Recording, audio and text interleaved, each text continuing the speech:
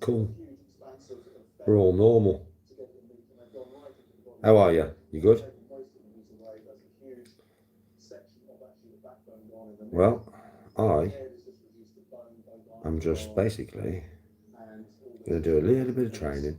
Trained yesterday, trained the day before, trained the day before. But a little bit of training, and then I'm going to eat. And the reason there's tuna is because that's what I'm going to eat. Just like straight tuna in it. But first of all, I'll start with some press-ups. I'm not going to do too many. Slow, controlled, nasty press-ups. Then sit-ups. Then curling with my 10 key dumbbells. Just my 10 key dumbbells. So let's get it on. If you're wondering what's on in the background, I'm watching Jeremy Wade. Fisherman guy. Fisherman guy.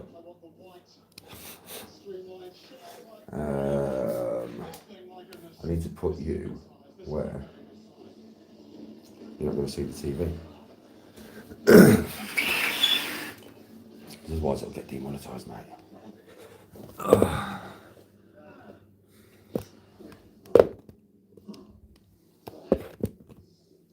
No, you can see it there. No, you can't see that. You can't see the TV there, can you? No. So we're all good.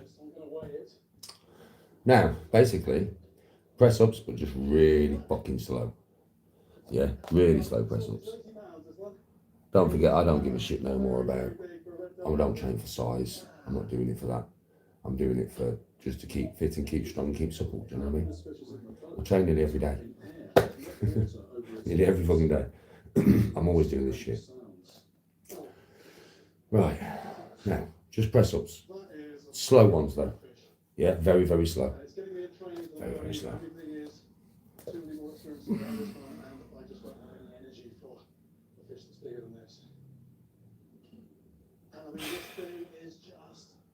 Huge head, huge bony head, tapering off into this leathery body. A great big wide mouth there. Without any teeth as such, but it's got real good grasp. Early the next morning, the boatman, Julio, agrees to take me out into the remote caiman-infested channels.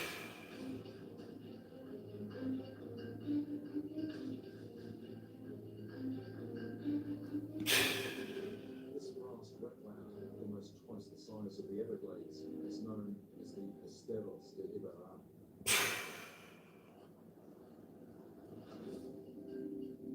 I've travelled 500 miles on the hunt for the river tiger, and the waters I've found here are not what I expected. The indigenous Indian name, Ibarra, means bright water. It's amazingly clear, but unfortunately what that means is that anything living there is going to see me before I see it. Julio tells me the only way to outsmart the river tiger here is to fly fish. They're good press ups, trust me. They're very good press ups then. Morning. I'm giving it life by stripping the line in the front hand, so it shoots forward in little darts. So it's moving smoothly. Very, very strict. Very, very direct. What? I was trying to home, mate. These waters in the forsaken heart of the marshes are warm enough for the river tiger to Golfer's elbow. I'll show you. When I get up in a bit and start curling, I'll show you, alright? But right now, I'm down here, so I can't really show you, but I'll show you in a bit. Remind me when I stand up and start curling, yeah? Otherwise I'll forget. But yeah, I can show you, not a problem. There is ways to help with that, mate.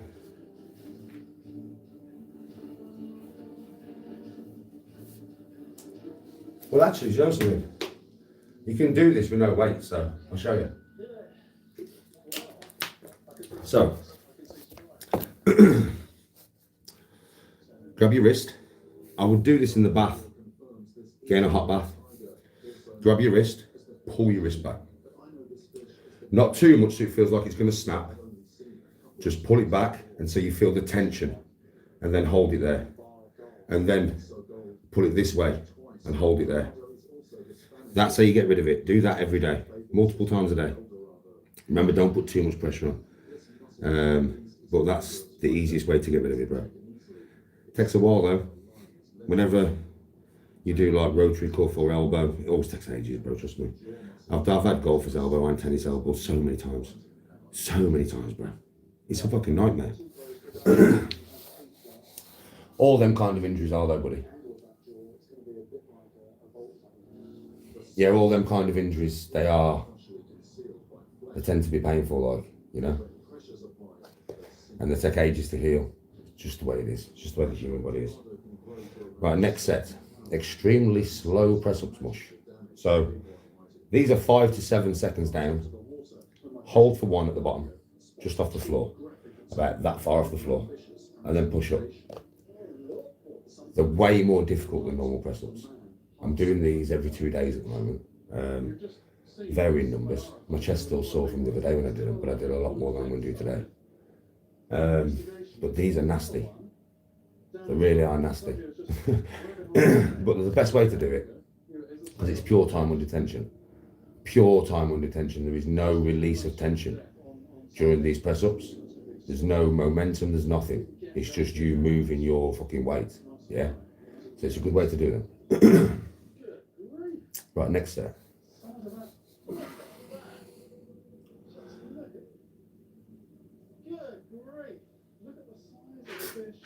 Other fish swallowed. So that's the meal, the one that's looking slightly worse for wear. And this is the greedy swallow, which you might now remember.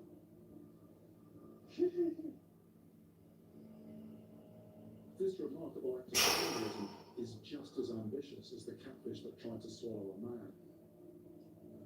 Maybe in these murky waters, accidentally biting off more than you can chew is a common occurrence.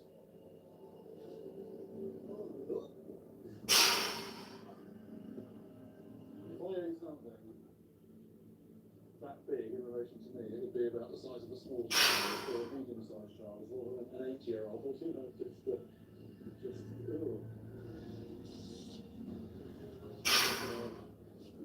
These hurt. Fish, but what I'm going to do now is specifically target piranhas. So I'm going to start off, I think, using an artificial bait, something which mimics a small fish and that sort of calls attention to itself in the water. And because anything that goes for that is likely to have teeth, then I've got about 10 inches of over there. They're lovely, not. No worries, bro. I hope it helps.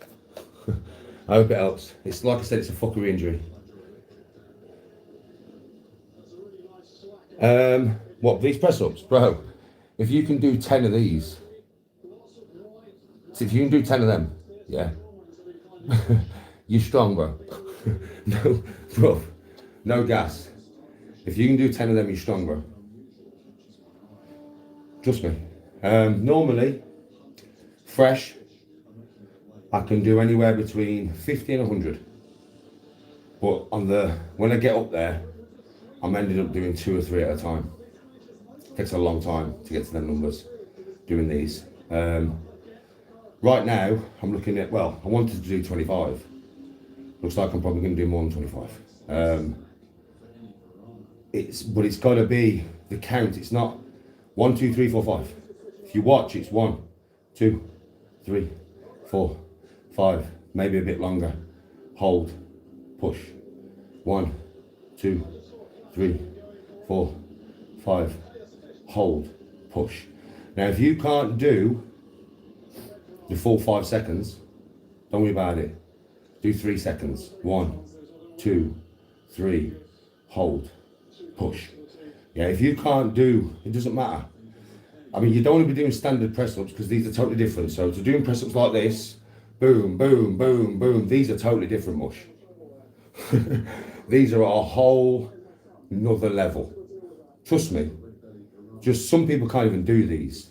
And it's not a bad thing if you can't do them. Because you just do more normal press-ups until you get to the point where you can. They're very fucking hard. They're the hardest way to do a press-up, really.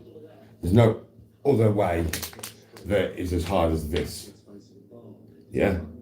So remember that. And remember to keep your body rigid. Don't let your hips sag. What I mean is this now. So when you're in this position, yeah, don't let your hips do this. Don't let your hips sag. Keep your body here. Engage your core. Always keep your body rigid. Yeah? It's a very important part. Obviously, don't let your elbows flare out like this. If you look, my elbows are here. If your elbows flare out here, you'll put it on the tricep, some, but mainly you'll whack it onto your shoulder. You're not even working chest no more. You've rounded your shoulders forward and took your chest totally out of the movement. Right? So your arms want to be here. If you watch what happens to my, it's like really hard because I've got my top on. Well, if I take my top off, I'll get banged. Right? So if you watch what happens to my chest, so if I round it here, look. Right, look at my chest. Now look at my chest. Look at my chest. Now look at my chest. See? So if you put your arms up here, you will automatically do this with your shoulders. Your elbows do not want to be pointing out. Your elbows want to be pointing back. That'll put it on your chest. That's what we're trying to work here. We're trying to work chest, you know what I mean? Like every rep that I do, I can feel, as I go down, I can feel my chest stretch. And then when I get to the bottom and I hold it stretched, I can feel it in the stretch position. And then when I go up, I'll contract. Down, stretch, contract. Down, stretch, contract. Down, stretch, contract. Do you get what I mean? That's very important, really. Yeah, but a lot of people do press-ups just wrong. They really do. So remember, keep them elbows here, not here. All right? And go all the way down, apart from your chest only stops that far from the floor. Don't touch the fucking floor, and you don't want to be that far up. It's literally that far off the floor is the perfect depth. Controlled, slow, gruesome. Yeah? And they are gruesome, these press-ups. They're fucking gruesome. They're horrible. But they're good. Right, next step.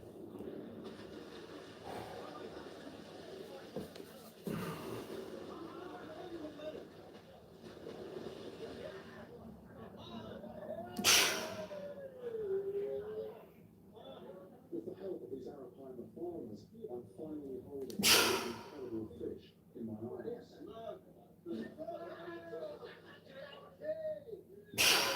My fear has been replaced with a new respect. I'm now ready to face an Arapaima on my own.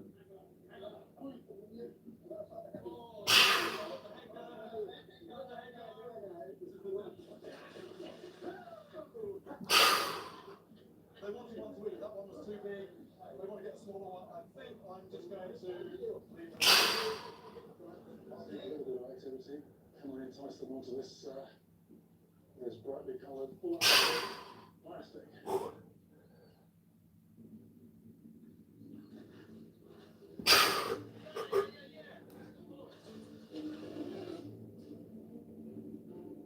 And if I can, will I be able to set the hook? 30. I'll do. Now, if I was going on a Madden with this, I'd just carry on.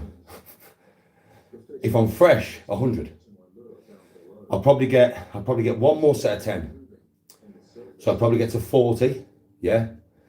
Because the last rep, was kind of testing a little bit then. So next set, I'd get to about 7, and the last 3 would be pure strength and willpower.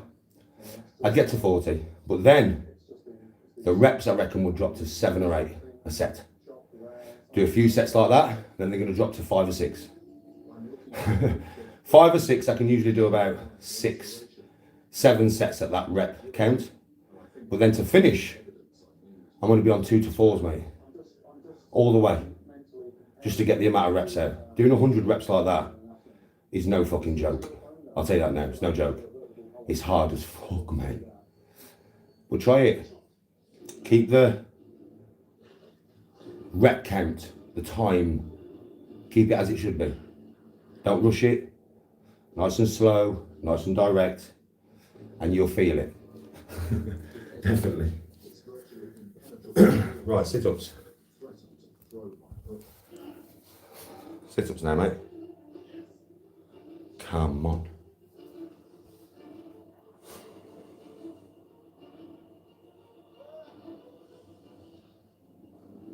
Do as many as you can, bro. Do as many as you can.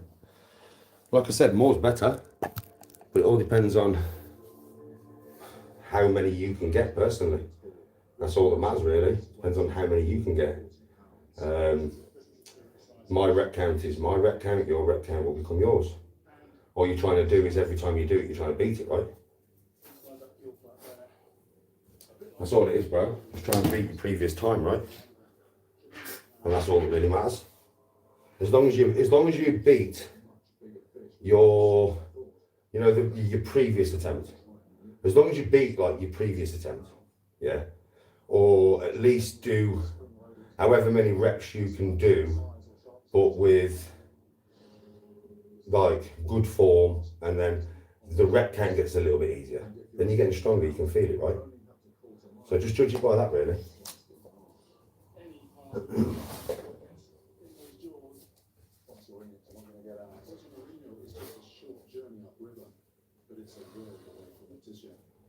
Right, now, sit-ups. Now these are fairly simple. Don't go all the way up, don't go all the way down. Yeah. You are going pretty far down because you need the stretch of the abs. So you are going pretty far down, but I won't let the top of my back, so from about there, middle of my back, all the way up to here, will not touch the floor. It will not touch the fucking floor. Yeah? And when I go up, I have my hands on my chest. So once my arms touch my legs, I go back down. And that's how I keep it from probably there to there, to there, to there. Not to there, and not to there. Because when you're there, the strain is off your abs. When you lay on the floor flat, the strain is off your abs. So it's slightly off the floor to just before fully sat up. Slightly, fully sat up. Slightly, just before fully sat up. So it's that kind of movement. Yeah? It's not here to here, to here, to here. Okay?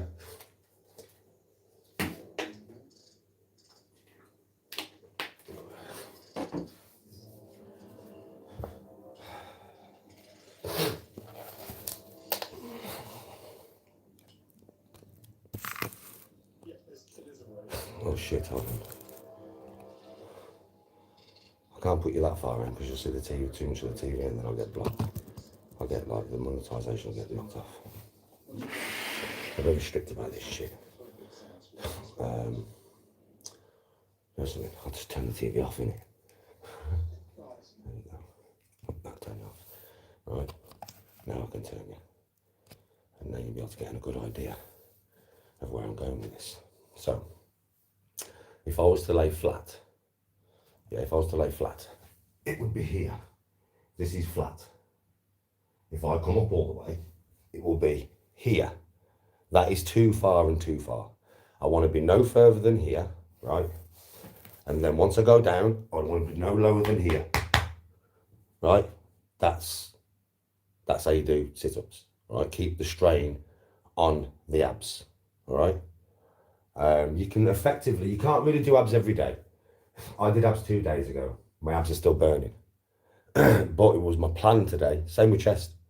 I did chest 2 days ago and my chest's still burning. But it was my plan today to just come and do some more. Arms, I haven't done for 4 days. So they're fresh now. Yeah. But like, it doesn't matter. Even though my stomach's already burning, I'm still going to do some more. Now, my aim is always 50. Will I get 50?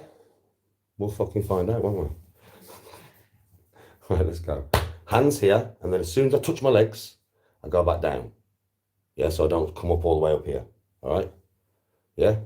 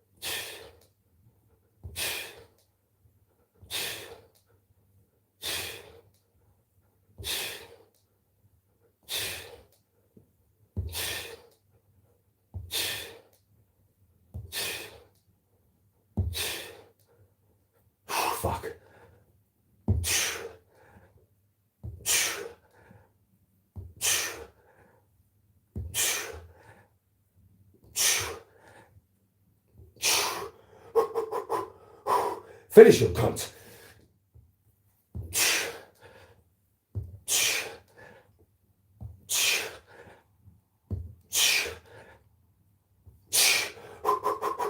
Finish him, cunt. Sure.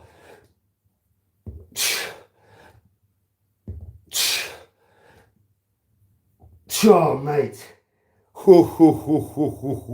My abs was hurting from the first five. From the first five. They're still fucked from the other day, mate. Fair play. Oi, oi, oi. I nearly didn't finish them then. Nearly, but I did. Just about. Jesus Christ. Oh, mate, my abs were hurting from the first five. I got to five and I was like, oh my God. Still got to get them done though, man. Still got to get them done. Yeah, I put my feet under something, yeah. Feet always under something. So now, curling, right? There's no real rep count to this, you know. I'm just going to curl away. So I'll be curling like this, and then I'll switch to hammer. Yeah, so I'll start off normal pronation curls, and then so I'll go from curling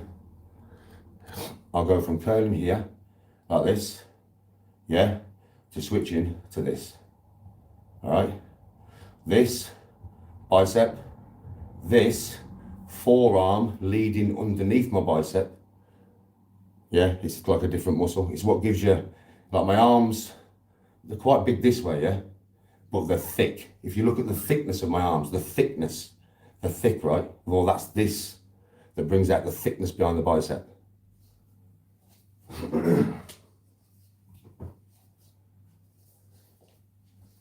If that makes any sense. Only 10 key dumbbells. Only 10 key dumbbells.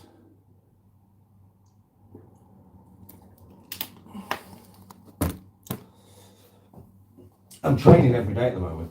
So I'm hitting things. Sometimes I just go all out on one muscle, like I did the other day on chest. And abs. So the other day I did 100 reps like that on my chest. I can still feel it today. And I did shitloads of sit-ups. I also did shitloads of curls like 4 days ago. I did rhomboids and traps yesterday in the back garden with my 50 key on TikTok. So I'm training every day. Plus I'm playing basketball, I'm running, I'm fucking playing golf. Do you know what I mean? I'm shadow boxing still, balance, I'm hitting it from every angle you can think of. Not for size or anything, obviously I'm not very big. You can see I'm not very big. I don't do it for size, I do it for the overall aspect. But yeah, feet always clamped under something when you're doing sit-ups, bro. You can do it with your feet flat on the floor, but it's just a lot more weird, basically. Right.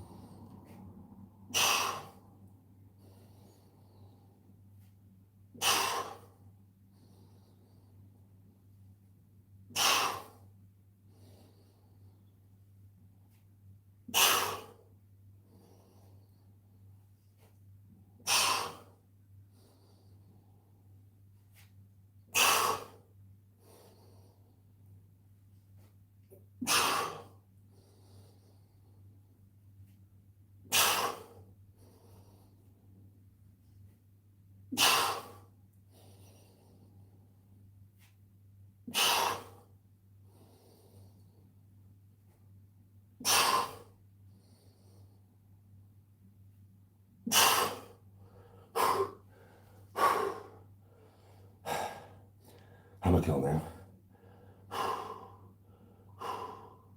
Don't know how many of these we're going to get, but get as many as we can.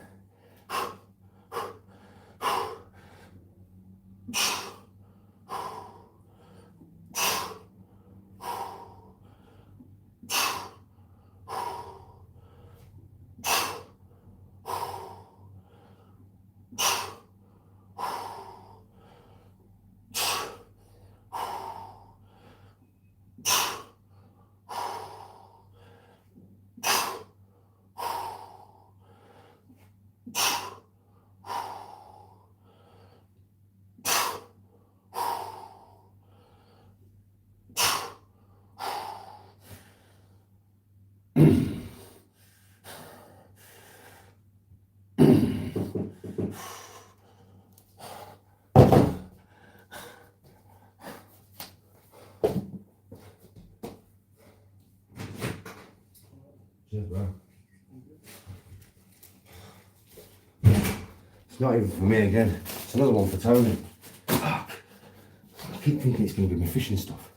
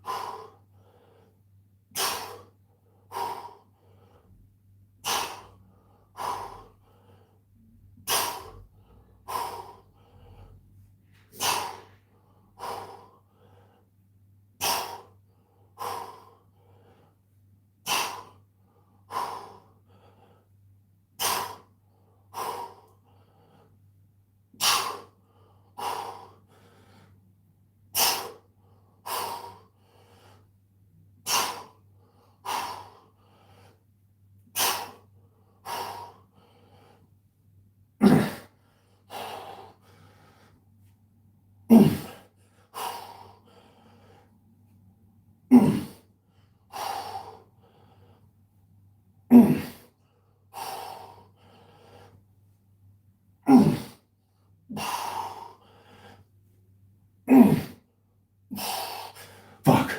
Ah.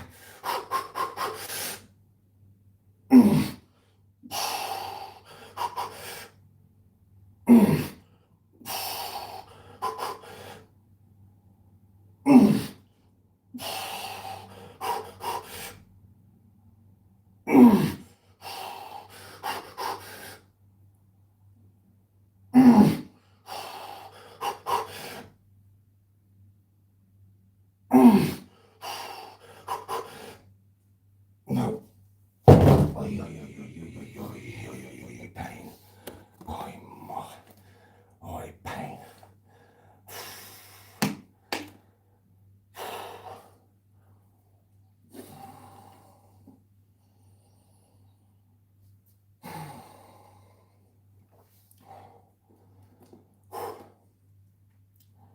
Oh, goddamn. Fucking pain mush. Now breakfast time. Breakfast. All right, Jim. Breakfast time. So it's only took half an hour. Half an hour. I'm happy with that. I'll be back on it again tomorrow. With playing basketball and running and whatever else I'm doing. XY. Be on a bit better terms now, I think, mate.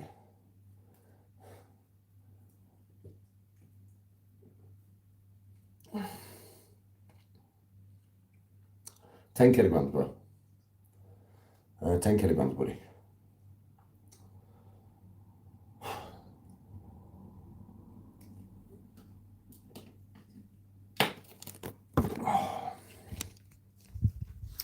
I train all the time like this, my friend.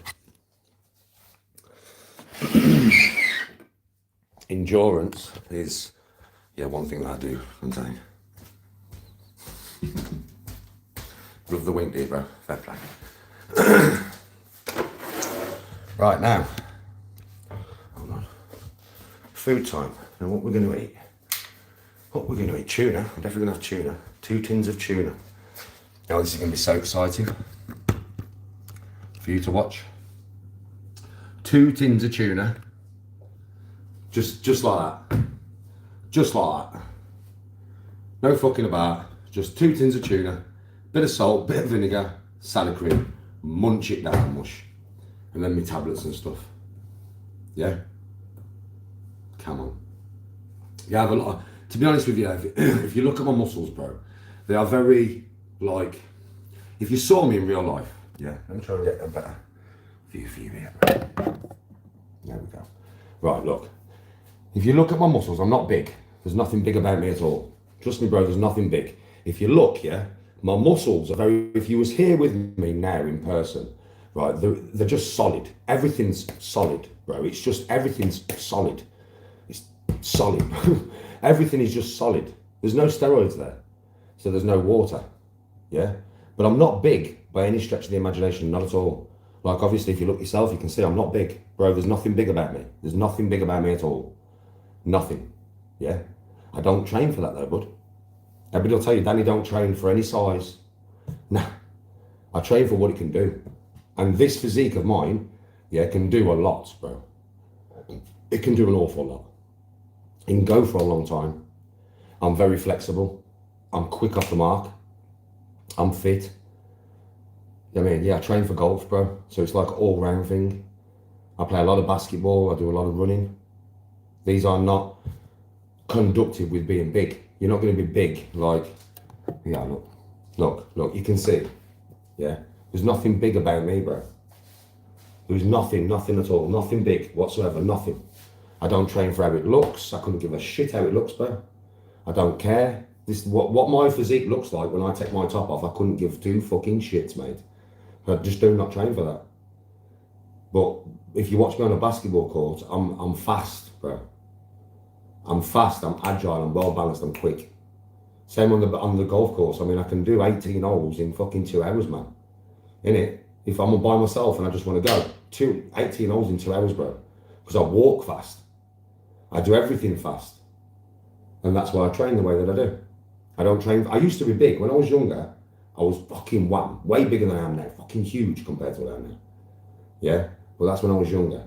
As I've got older, I've found that it's like more beneficial, really, as you get older, to have more of an athletic physique rather than having all-out power and strength and all that. You don't need it when you get older.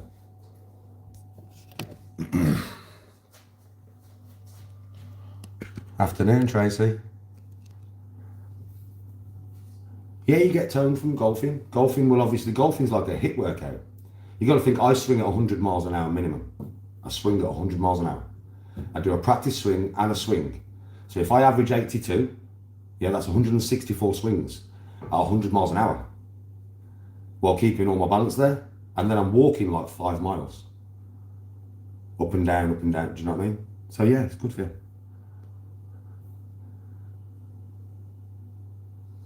Oh no, I've got a hell of a lot of stamina. Well, you know, when you watch me play basketball and stuff, I just keep going, innit? When I played in Doncaster against them like 20, 21 year olds, yeah, they was coming off, innit, Ruth? Every 15 minutes, they was going off to drink. I did not leave that court for an hour, mate. I was like 45-year-old geezer. I was on the court for longer than all of them. I stayed on there for the full hour and played. You know what I mean? So it's like, I have a lot of stamina. People think, obviously because I smoke, people think that, well, the geezer's going to be unfit as fuck. Are you mental, bro? No. I am very fit considering that I smoke. If I didn't smoke, I'd be a lot fitter, obviously.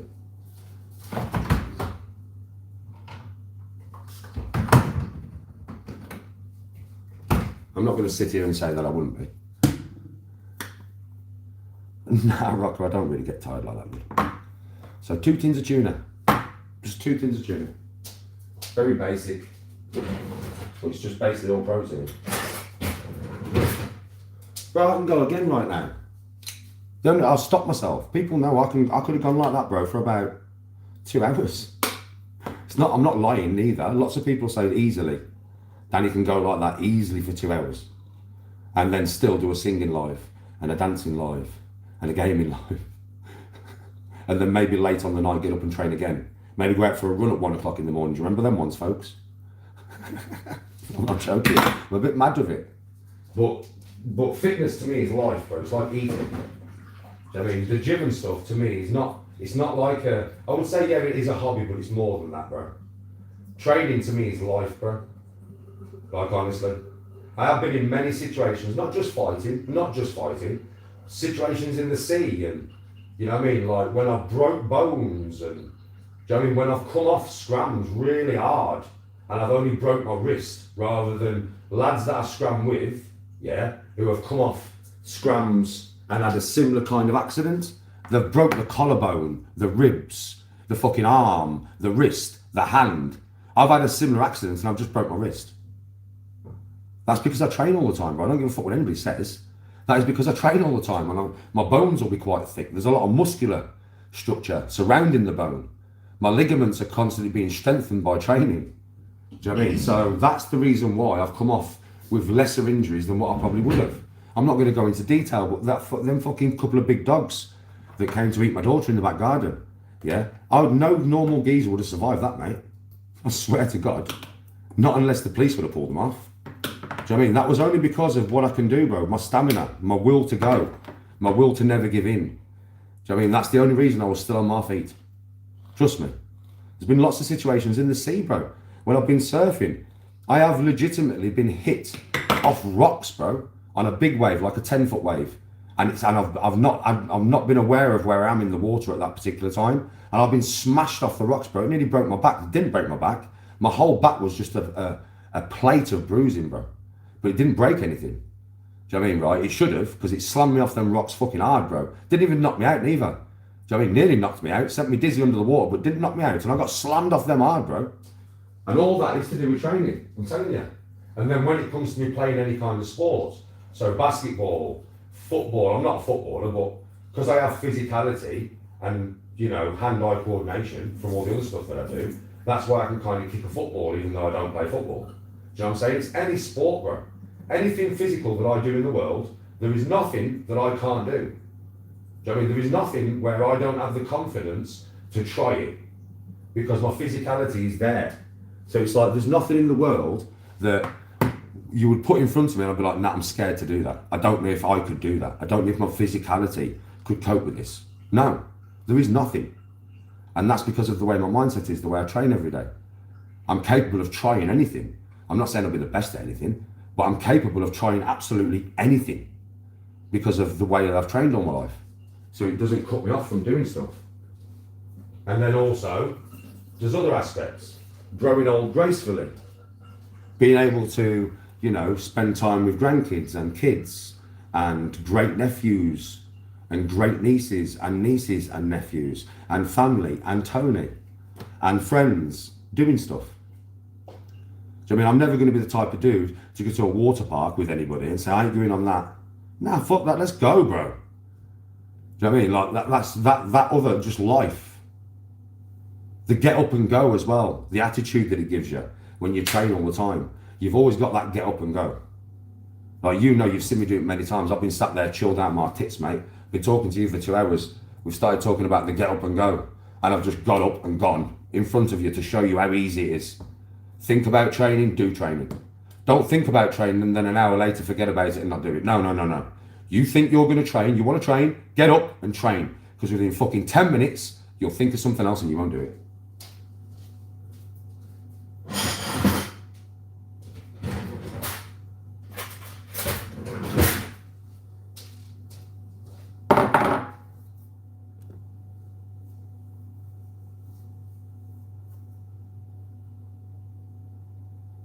I train at home now, bro. I have no need for the gym no more. Like I said, I'm not the strongest, I'm not the fittest, I'm not the most agile. I'm not really after that, do you know what I mean? That's not really what I'm after. What I'm after is just like the all-round physique. So for me, gym is not needed anymore. I've got enough stuff here to just keep me where I am, you know what I mean? Keep me as I am kind of thing. I'm not looking to actually like gain, if that makes any sense. It sounds mad, doesn't it? You're training, but you're not looking to gain. Not really, no. Because I'm not training for that purpose. Do you know what I mean? I'm training to maintain, and if anything, get fitter and faster, but not necessarily get stronger. I don't want to get any weaker, yeah, than what I am, obviously, but I don't need to get any stronger than what I am, realistically. I'm already strong enough for anything that I do in life. Yes, I'm not the strongest motherfucker, obviously. There's people who are on YouTube stronger than me. Paul Venice, for one. Me's a strong motherfucker. I like Paul Venice, you know. He's a gentleman. He's a nice guy. Strong guy. Very tough guy, I would imagine. You wouldn't want to have a fight with him in an alleyway. Yeah, but Paul's just a nice guy. He's a gentleman, and somebody who's like as big as he is and as strong as he is, it's rare that.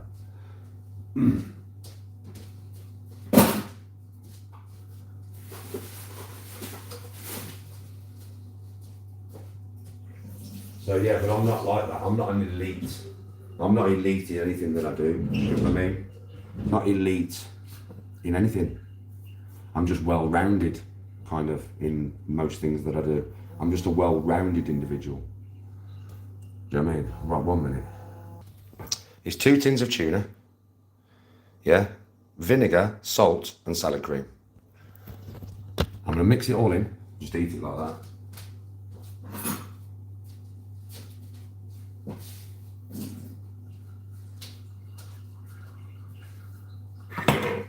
Yeah, so for me, I'm always after the all-round stuff nowadays. Not necessarily pure strength or anything. It's the all-roundness. So I'll never be elite in anything, do you know what I mean? But I'm not training for that, so that's okay, you know?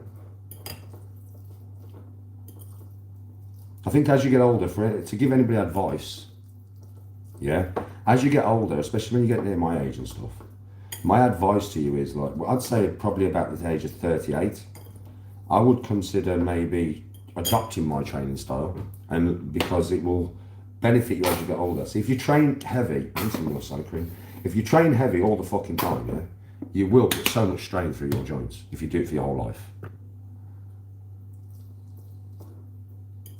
Bro, there's definitely tuna. There's definitely tuna, bro. There's not much else there. I can see what meat it is, bro. It's just tuna. There's definitely not 5% tuna, bro. Considering there's 25 grams of protein in each one.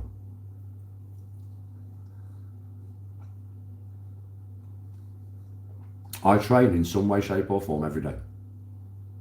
Because training to me, because of the way I train and what I'm after, I've got some pepper on this, and what I'm after, pepper as well, there's some tuna, I forgot. The way that the reason I would say I train every day, even though some days I go and play golf, or some days I'll go and play basketball, I'm still training. That is part of my training. That is helping me get to my goals. So for me, I train every day, in some way, shape or form.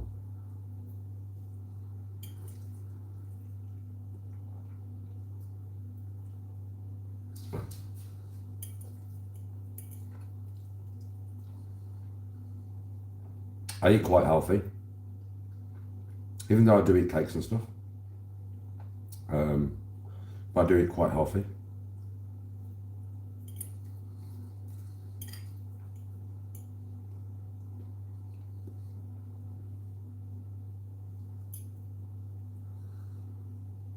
Can't get much more standard than that, can you?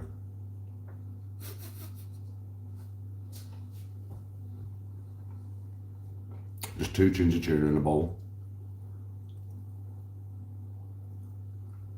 An arcade live? What do you mean? In the arcades? I've done lives in arcades, man. Yes. Which is something I've figured out. So now I'm gonna try and curb it. So I've just done that. And yesterday I did rhomboids and traps with that 50 kg weight in the back garden, yeah? Plus I went for a run, plus I've done press ups, plus I've done sit ups. So, and I've trained also today, right? So I am aching, right? Tomorrow I'll be aching even more. If I go and play golf like that, I'm stiff. I'm stiff as fuck, bro. Last time I played, I said on the first tee, innit, I'm stiff. Because I trained the day before. I keep making that mistake. And it takes me a while to loosen the stiffness up. Anybody who trains understands, when you're stiff as fuck and you wake up in the morning, you've been to the gym the night before, you're stiff as fuck. You wake up in the morning and it takes you a while, doesn't it, to get the stiffness out of you? It does, doesn't it? Well, that's the same for me. So now I've got to like plan my golf. And if I'm going to play golf, don't train for 2 days before. Unless I'm going to go running, because running won't negatively impact it. It's not direct to my muscles, it's not going to cause stiffness.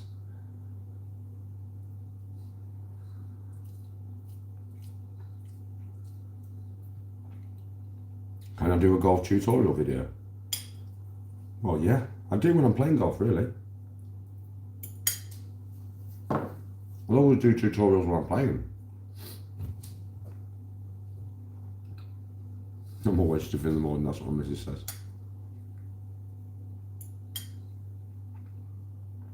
You have to vacate the house if anybody's eating tuna. Don't know why, but it's just fish.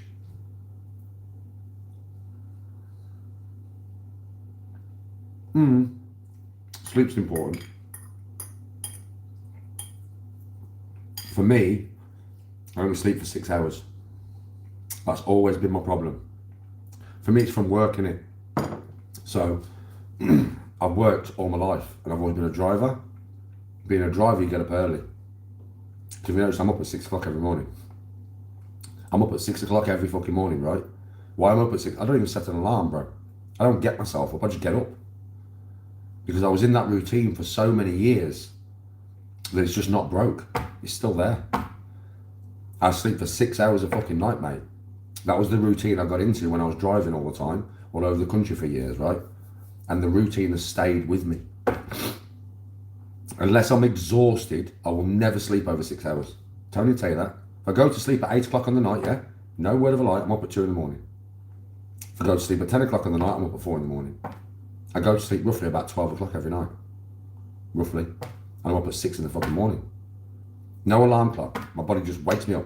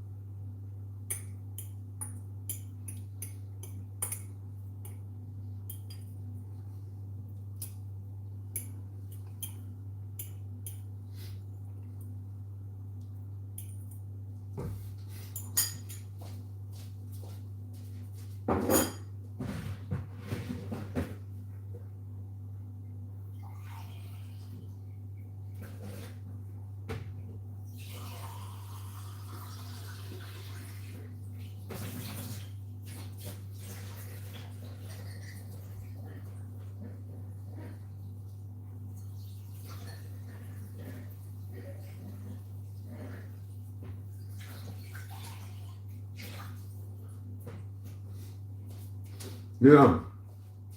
My brother, obviously you know he was here already, that's why I put the live on. We was talking, and I was saying to him, everybody on TikTok and everything, he's telling me, bro, that park was £6 to £8. And he went, Danny, I held the fucking park. He says, I know you're not a fisherman, so they can say whatever they want to you. He said, but I held the thing. He said, that was between 10 and 15 pounds. My brother fishes every week. He says, believe me, bro. He says, I'm your brother, we're always in competition. He says, I'm your brother. You know, I'll always tell you the truth on the way to the fish, bro. He says, that was between 10 and 15 pound. He said, so fuck what social media is saying. I held the thing.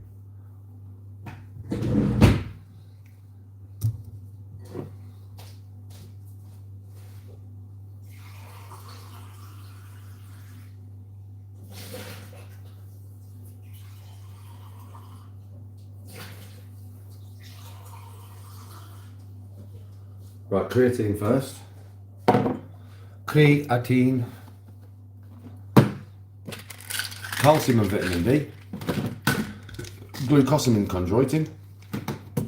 And cod liver oil. Danny's supplements.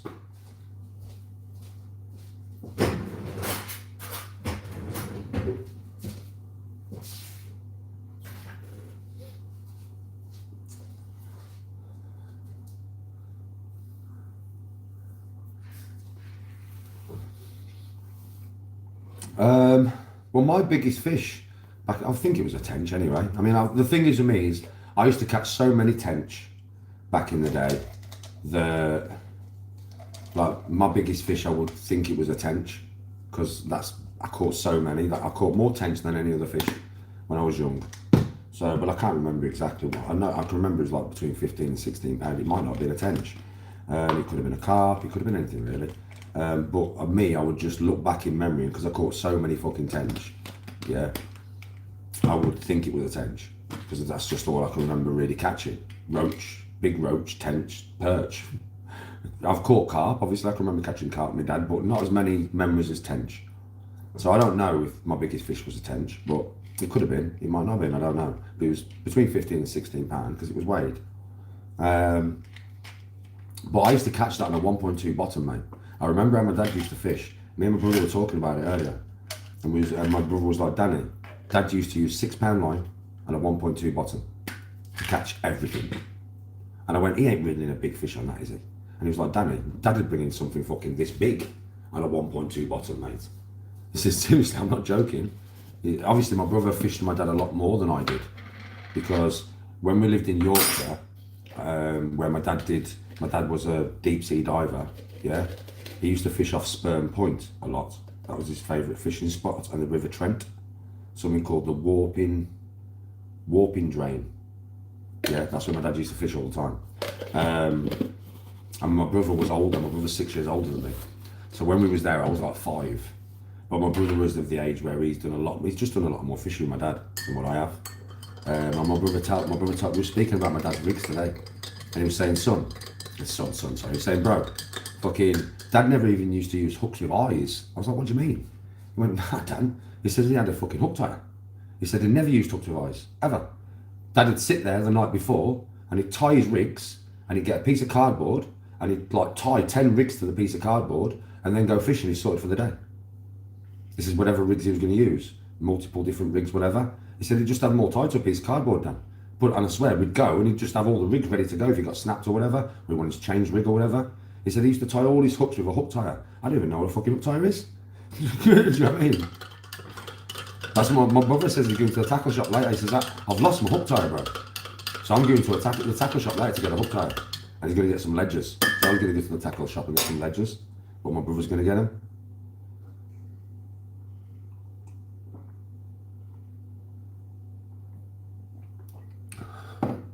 British record is £15 for tench. Fucking hell. I might have my fish mixed up then, bro.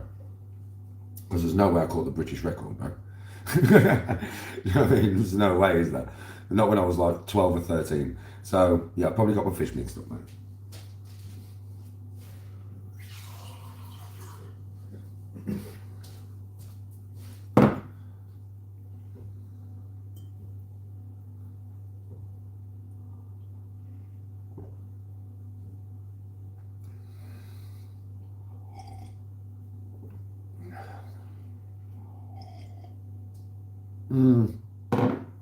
Bro, I was 12 and 13 years of age. Because I caught so many tench back then. Because that's all it's not like I used to catch. But I just can remember just catching shitloads of tench all the time, bro. So to me, it was just, you know, what would my biggest fish be? Probably the one I caught the most. But I can't remember exactly, bro. I was fucking 11, 12, 13. I can't even remember when I did it. 11, 12, 13. That's when I was fishing with my dad. Fishing competitions and stuff. So, round about them times. Which is a long time ago. I'm 45, you know what I mean? My memory's not the best for last week. Do you know what I'm saying? So it's like, yeah, I've probably got my fish wrong.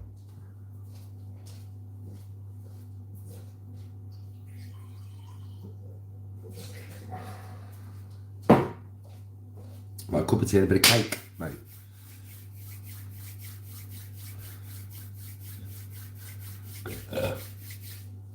When my dad used to fish the Trent, we lived in Axey. Haxey. I know that for a fact. And then when we was round here, it was the Avon. My brother told me earlier, he was talking about it. That's how I know it was Warping Drain. That's the way. Do you think I would remember that name at 5? Warping Drain? No. Anybody that fishes the River Trent probably knows what I'm talking about. I don't. My brother told me earlier. We was talking about where Dad fished around the country because we want to go fishing there ourselves. Memories, nostalgia. You know what I mean? And my brother told me, he went, when we lived in Axey, Danny, Dad used to fish the Trent then. He used to fish the Warping Drain. Yeah? He says, and then when we moved down here, he used to fish the River Avon.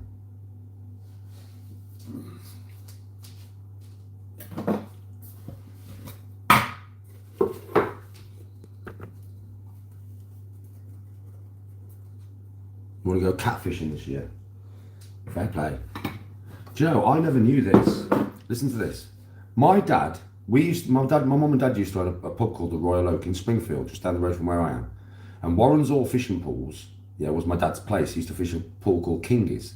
Me and my brother was talking and he went, Danny, he says, I'm not joking. He said, you know, Dad, he said he went and caught himself 2 quite big barbel. Yeah? Right? And he says he released them in that pool. He said, if them barbel are still in that pool, he said, Danny, this is 20 years ago. He said, if them fucking barbel are still in that pool, they will be giants now. Fucking giants. I was like, what? He was like, yeah, I'm telling you. He says, unless somebody's caught them and took them out, them things will be fucking 30, 40 pound down. They'll be massive. And I was like, seriously? Do you know what I mean? Right, so I you know what I mean? I might try and go and catch one of these barbels that my dad put in the fucking pool. I didn't know that, you know what I mean? Obviously, I don't know as much as my brother because I was younger. I know from when I was an adult with my dad, obviously, but not in the younger years so much because I was younger. Yes, Moose. Well, Haxey. Yeah, that's where I was born. Well, I was born in Doncaster Royal Infirmary. So I was born in Norton, just outside Donny. That's where my mum and dad lived when I was born. But I was only there for a year. My granddad died. I never actually met my granddad. I did meet my granddad. My dad told me. He said, when you was a baby, like 6 months old, you met your granddad. But I never met my granddad. My granddad died. We moved from Norton to Haxey, to a big bungalow. And that was like my life from 1 to about 7. And then we moved from Haxey to fucking the West Midlands.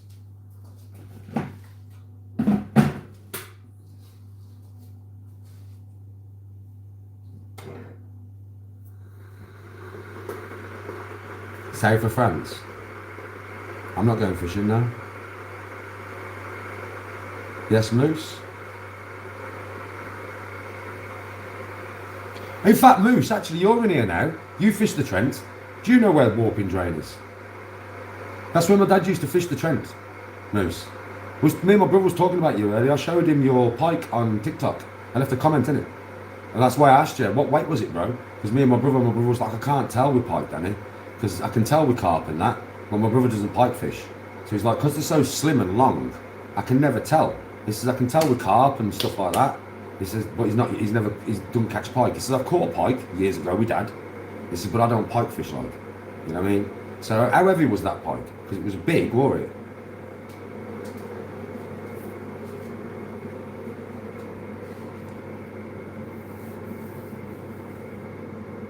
Barbel only grow to over £20. Oh, do they? My brother was sure. He said there'll be some fucking £30 barbel in there, mate. Hasn't been in there for 20 years. That's what he said to me. When he released 2 barbel about this big, Dan, 20 years ago, into that pond. He says, I'm telling you, if they're still in there, they'll be like £30 motherfuckers, man. Do you know what I mean? That's what my brother said to me.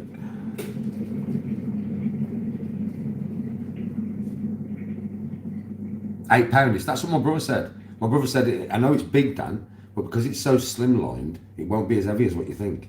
He said, your carp would, that's what my brother said to me, he says, your carp would have been heavier than that pike. But that pike was a lot bigger than your carp.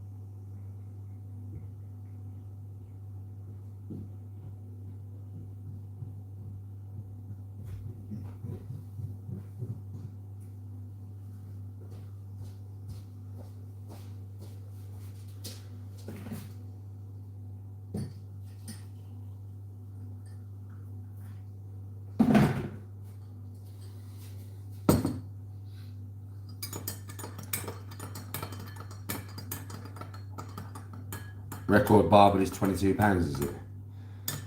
Okay, so if I ever go and catch a barbel out there and it's £30, I've got the record. I don't even know what a barbel was. I had to say to him, well, what is a barbel, bro? And he went, it looks a bit like a catfish, Dan. It's got whiskers. I mean, I was like, no fucking way. I don't think he's ever caught a barbel. My dad has, obviously. I asked him today as well, what was my dad's biggest fish?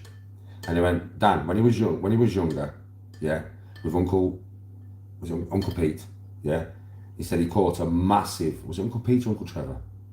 But he says he caught a massive swordfish. Not a swordfish, a marlin. Marlin? Marlin? Not a swordfish, a marlin. I said, how big was it? Was it over £100? And he went, because Dad told me about him catching fish over £100. And obviously I don't know. So I asked my brother and he was like, yeah, over £100 now.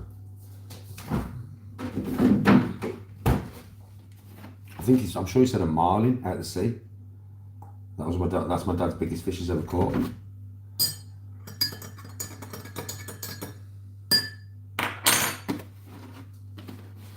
No way.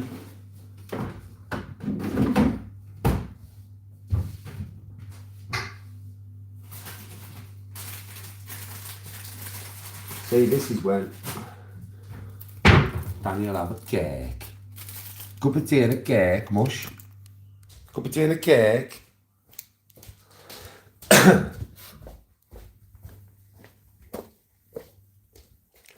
I'm right into this fishing now. I'm buying fucking fishing equipment today.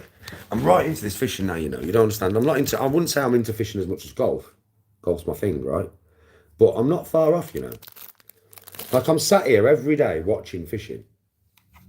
Like, I swear, I either watch golf or fishing now. That's all I watch. I don't watch anything else, just golf or fishing, mate. I'm sat here literally just watching golf and fishing all fucking day when I'm not live. If I'm not live, or like when I get to sleep on a night, yeah, I'm up in the bedroom and that, I might put YouTube on and, you know, just listen to some fucking lore or something, you know, about games or whatever. Yeah. Like, but when I'm sat down here in the daytime and I'm not on live, I'm watching, literally fishing. Like right now, Jeremy Wade's on in the background.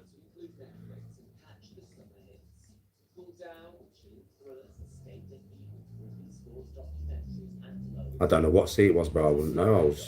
I wasn't. Like I said, it's something my brother told me this morning. My dad told me when I was young, but I can't remember the conversation.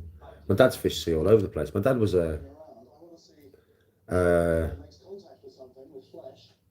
repaired oil rigs, welding underneath water for years.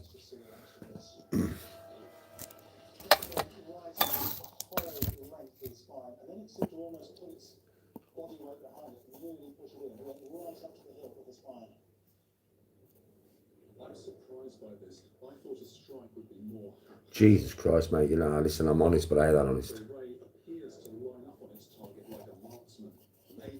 Oh, yeah, literally, like, watching Jeremy Wade, I mean, the shit that he catches. I saw him catch a perch that was 110 pounds earlier. A fucking perch, bro. A Nile perch. Yeah? A perch, bro. I think the biggest perch I've ever caught in my life is probably about that big. Honestly, it's got to be about, that's probably the biggest perch I've ever caught. Fuckers catching something over, a perch over £100, bro. A fucking perch. Oh, yeah, bro, if that 4 million euros was there, do you know, every single person on the beach, I'm taking the phones off them, right? And I'm going to, like, literally give them a big wad of cash. I'm going to say, give me your fucking phone. No, take the phone, smash it to pieces, right? And then just go, there's the money for your phone. And just give them a big wad of cash and say, now, shh. I swear to God.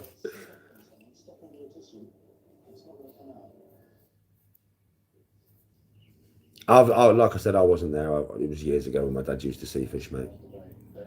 I've sea fished with my dad, and I've seen him catch like 30, 40 pound fish out of the sea. I've seen him catch 30, 40 pound fish out of the sea. But that's it. That's the biggest I've ever seen him catch, and that's beach casting, though, bro.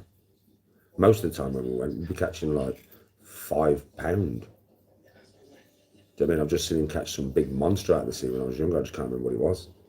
Yeah, but most of the time, bro, we were fishing £5, £6 fucking cod and whiting. I mean, like, that's the most fish I can remember pulling out of the fucking sea. Whiting and cod. More whiting than cod. I've had so much whiting in my life that my dad's caught. It's unreal.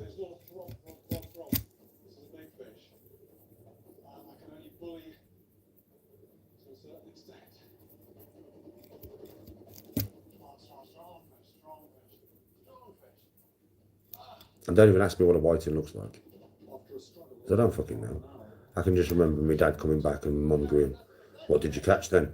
And going, "I caught this and this and this," and I can just remember the word whiting over and over and over and over and over again. 2.2 pounds to a kg. Why are you asking me that? Why are you asking me how many pounds to a kg, bro? oh, big old mouth on there. Heavy fish. I can hardly hold it up. My arms are pretty short anyway. Like the bill fish boxing, it's about to kick. Oh, oh. And this is the one that people say when it gets big enough, it goes after people as well. No, not really, bro. 'Cause I'm not really into the clip stuff. Reputation to match. I'm not really into the clipping stuff, bro. They do go bigger. This one, I don't know, possibly about 80 pounds. I mean, this is a man-sized fish, but they go bigger than man-sized. They go size big enough to swallow a man. And a streamline fish, smooth skin, no scales, but it's a very streamline. My favourite player is Bryson. Mud around, and muddy bottom. Bit controversial, I would imagine, because he's not English. You can just feel that But, muscle flex. I mean, obviously in the Ryder Cup, mate, I'm always cheering for England to kick the shit out of America. Because that is when it's like the World Cup, innit? But if you're going to ask me my favourite footballer in the world, do you know what I mean, right, ever? I mean, yeah, it is Ryan Giggs, he is English. But nowadays, the best footballer, probably who I do like to watch, as well as watching England play, is Ronaldo. I enjoy watching him play, bro. Just always do. I don't really watch football. So for me, when it comes to golf, bro, Bryson is my favourite player. I think it's because he's an underdog. He gets loads of stick. He gets loads of shit. I can relate to that. Do you know what I mean? I mean, fuck me. Most of the professional golfers can't stand him. He must get such an icy reception at a lot of the majors, you know. Yeah, seriously. Some of the golf, it must be horrible for him. He's got so many enemies. And it is not because he's a cunt. It's just because he does things a different way to everybody else. And because he's not the same as everybody else. What's it like? You know what it's like? It's the same on social media, isn't it?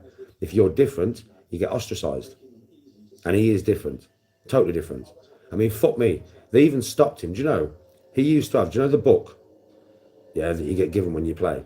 He'd have a protractor and a ruler. Right? Yeah. And he'd work out the angles and miniaturise it. Mathematics. Right? That's how he used to work out his game. Do you know they brought out a rule to not let him do it? What the fuck? What? The geezer's just using a ruler and stuff that you get in school. Yeah, to work out distances and yardages in the yard book that you give him. Do you know what I mean, right? And now you're gonna ban him from doing it. Bryson gets too much stick, mate. And he's a nice guy. Bryson's a nice guy. Yes. Does he think about himself? Of course he fucking does. When it comes to going to Live Golf, people give him bare stick about going to Live Golf. Bro, Live Golf, I think they paid him 70 million just to play. And then he gets the winnings on top. People wonder why. People have such a problem, you know, with Live Golf. How about fuck you? The PGA. What other sport in the world, yeah, do you not get paid to do as a wage? Only golf. You don't win, you don't get paid. You don't reach the cut, you don't get paid. And it's a $1 billion company. The PGA is not multi-billion dollar company. They can afford to pay the golfers. Well, that's what Live Golf did. And you think the golfers ain't going to take that? The golfers have got kids, misses, grandkids, houses to pay for, even after they're dead. And you think they're not going to take 70, 80, 90, 100 million? Do you know what I mean? Just to go and sign with Live? Of course they fucking are. And you hate them for it. How about fuck off? How about the PGA stop being skinflint bastards? How about that? And pay your fucking golfers. Your brand is worth multi-billions. Pay your golfers. So the ones that don't win all the time, yeah, can actually still have a living and still play fucking golf. You greedy fucking corporate cunts. And the PGA persuaded you that Live was bad. Persuaded everybody that Live was bad. No, Live's better than the PGA. Then at least pay the professional golfers without them winning. And everybody was convinced. Everybody was with the PGA, right? They're a multi-billion dollar company. They don't pay the golfers fuck all unless they win. And that is done from sponsors, the winning purse. So the PGA don't pay really fuck all. They just rake it in.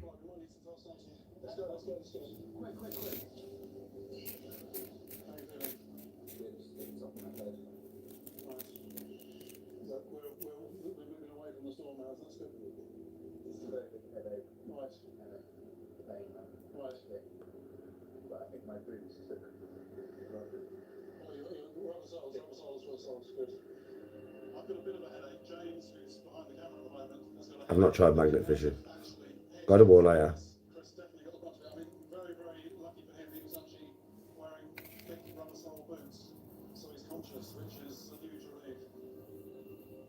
Oh yeah, Frankie, I'm not letting it get to me, bro. I'm just passionate about certain things, and the passion comes out when I'm talking sometimes. But I'm not in a bad mood or anything. I'm not stressed or anything, bro. There's nothing I can do about it. I'm not even a PGA Tour player. I just don't understand the hate towards Liv. All Liv have done is make people open their eyes to the fact that the professional golfers don't get paid from the PGA. That's what the PGA don't like. It may end up costing them loads of money in the long run. That's why they don't like it. Nothing to do with the etiquette of the game. My dad was a golfer, mate. So when I was very young, between the ages of 9 and 11, my dad, at that point, we lived in the West Midlands at that point. And we had a pub, and my dad was also a car salesman. So, listen, back in the early 90s, this is just how things was. So my dad, not always business meetings, sometimes just playing with friends or playing with my uncles, because my uncles played golf as well. But sometimes my dad would have business meetings on the golf course. Don't ask me, listen, motherfucker, my dad was dressed in a suit every day, 9 shines to the vines. Mum ran the pub mostly, and my dad was there when he wasn't at work, or he was on the fishing bank. Yeah? But basically, my dad used to have meetings on the golf course, bro. You know, like he's some Donald Trump motherfucker.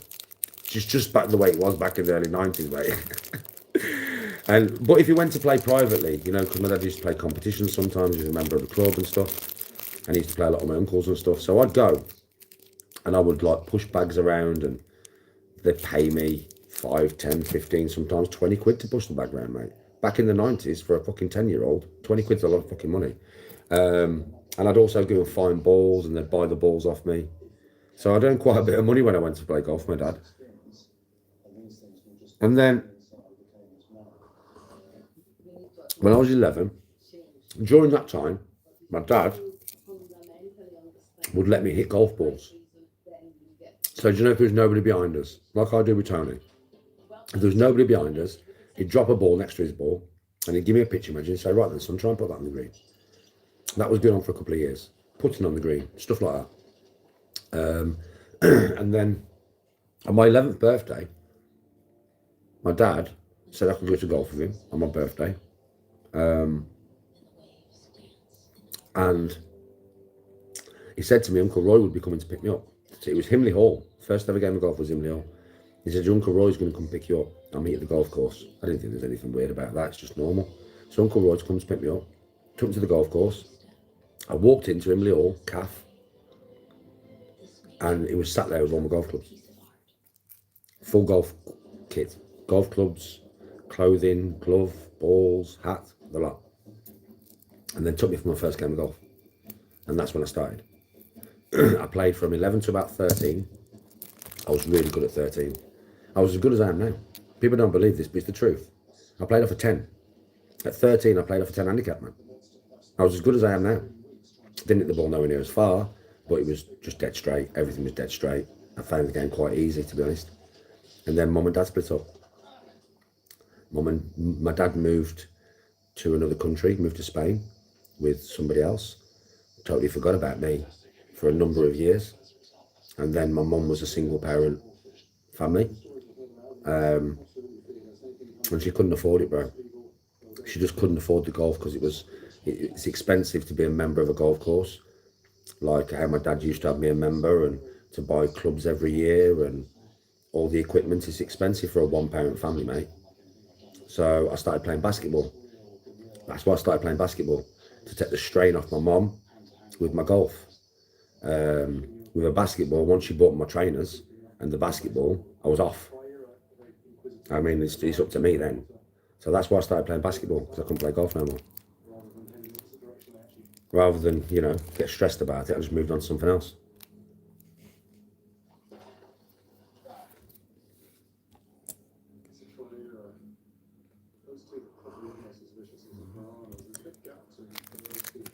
Our Frankie's one of them ones, mate. Shit happens.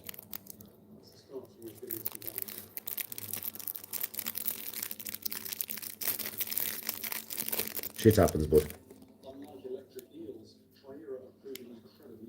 It's only a tale from many other households, bro, around the world. I'm not the only one. That's happened to loads of households. Loads of people are probably in my chat. It's one of them ones. Progress stops when my foot gets caught on an underwater branch. But I'm not prepared for what I find at the end of the slack line. I leap out of the water. They do, MD, yeah, they do. I agree. Cross one of these deadly creatures. I played. I came out of jail when I was 20. I started playing again. A couple of years I've been out before I started again, so about 23. Played till the age of, like, I can't remember the exact date, but like 27, 28-ish. Just before I got married, like a year before I got married, or just over a year. No, 2 years before I got married. So I was playing for a full year. I was a supervisor at a place called Weatherite at the time, and I was earning good money. So I took a year off work because I'd been playing and I got myself down to an 8 handicap. So a couple of shots lower than what I am now. And I thought, right then, I'm going to take a year off work. I'm going to play every day. And I'm going to try and get myself down. I'm going to try and become a pro. I did. Well, I didn't. It wasn't quite a year I was playing. I think it was about 11 months. But I did play nearly every day, bro. Virtually every day, you know. And I took myself down from an 8 to a 2.2. So I took 5.8 shots off in a full year of playing every day. It's harder than, it's fucking hard golf is, man. And then Tony wanted to get married abroad in Turkey, which you've all seen the holiday footage and stuff, holiday photos. Expensive as fuck, bro. Mega expensive. Like, I think I did work it out, but it's like 25, nearly 26 grand in total. But that was with spending money and everything. But I think the wedding, that was like 15 or close enough to 15, just for all the wedding package and, you know, everything that goes with the wedding, like the dresses and all that kind of shit. Yeah, the suits and the actual hotel itself, the mayor of Side, which is who married us, the blood test we had to pay for, all that, bro. So it's expensive as fuck. And obviously by this time, I'd kind of not depleted all of my savings that I'd saved from work, but I've gone through a fair bit of them because I was playing fucking golf every day and paying bills, paying rent, fucking, do you know what I mean? Buying shopping and all that shit. So then it was kind of like, fuck, I've got to go back to work. And that's when I worked the doors. So I went and got a job at Albury Tip. But I swear to God, 2 days a week, it was like 20 quid an hour, I think, which was back then was a lot of money. It wasn't 20 quid an hour, my base pay. I think my base pay was 10 quid an hour. I think, listen, I don't know exactly, but something like this. So I think my base pay was like £10 an hour. And then on a...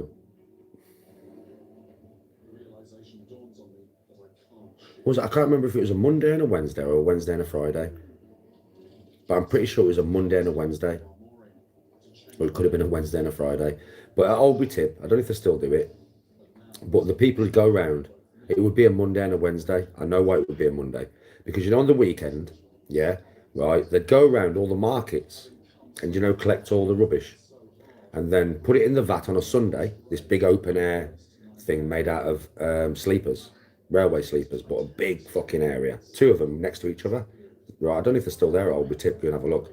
Yeah, and in the one side, they'd put all the bags of rubbish from the markets and leave them there, bro, for a full 2 days festering. Yeah, and then on a Monday afternoon, I'd have to go in there with 2 other blokes, 2 old blokes who'd been doing it for years, and shovel all that shit into a van. Tons of it. It stunk, bro. I used to throw up all day. Yeah, but I got paid like double wages, like £20 an hour for this shit. And in the other side, they'd go and collect. So on a Monday, yeah, it would be a Monday. On a Monday, they'd go and collect all the dog shit bags and empty all them in that vat. And I'd have to go in there with a shovel and shovel tons of fucking dog shit into the back of a van for £20 an hour.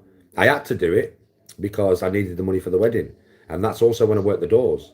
So I worked Albury, tip, 5 days a week, and probably worked the doors 7 days a week to get the money to pay for that wedding. I didn't play golf. No time to play golf. I didn't play golf from the day that I started working at Albury Tip. I did not play golf until I come back from my wedding over a year later. I went to play golf and I was straight back to an 8 handicap. And I've never been below an 8 handicap since. And that's what I'm trying to get below, an 8. I just want to get below an 8.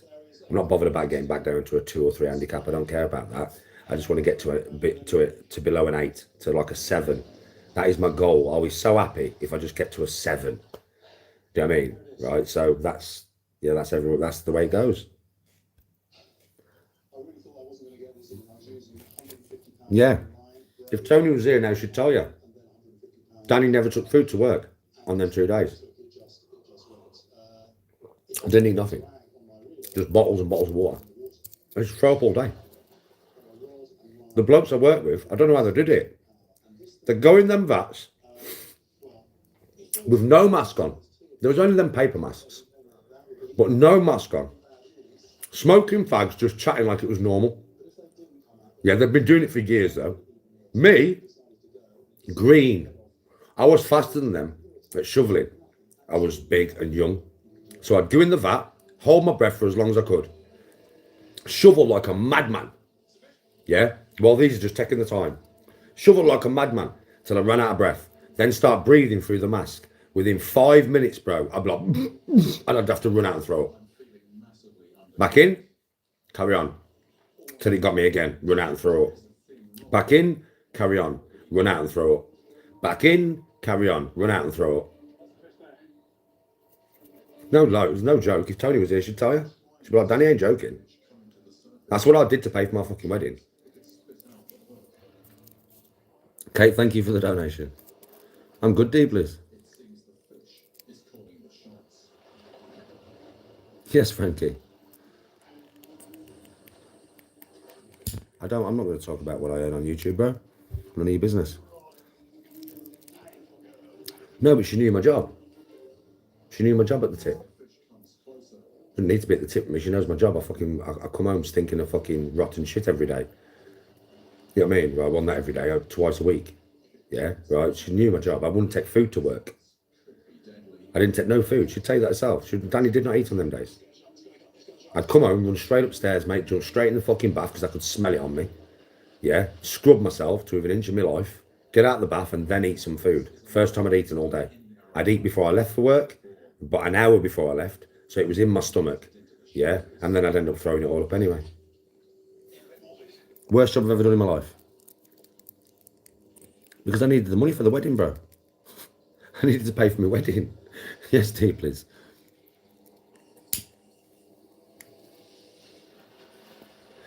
Yeah, I needed it to pay for my wedding, mate. This fish weighs at least 250 pounds. Needs must and that. Don't forget we had a house with bills, kids' birthdays, Christmases, as well as saving for a holiday that in total was nearly £26,000. And I had to do all that in a year. Whilst paying for, kids' uniforms. It was all at school. Bills, food, gas, electric, all that shebang, bro. Tony wasn't working then. Tony didn't work then. I was the only sole worker in the house. So Tony didn't work then. Yeah. So believe me, like, it took some fucking doing mush.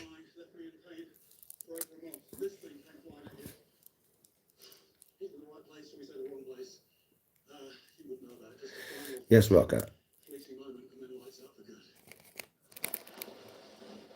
Yeah, you know what it's like, Deepless. It's the money, innit? People would say £20 an hour is not a lot of money. But, I mean, I got married 16 years ago. So 16 years ago, £20 an hour was more like probably £35 an hour now. So it was good money. Do you know what I mean? That's the only reason I did it.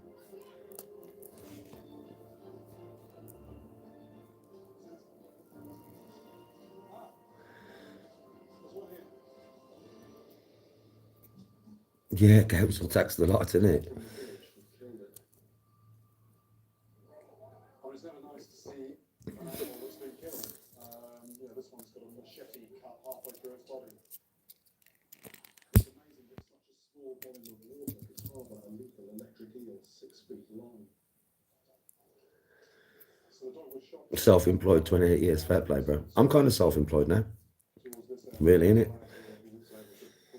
It's just I don't have a product to sell. I sell my personality, effectively, right? Although it's a bit disturbing, you can understand why they want to do this. This animal can kill you, so best to take those chances and kill it before it kills you. MD, right, listen, I'm going to tell you something now. It's a discussion with your missus that has to be had.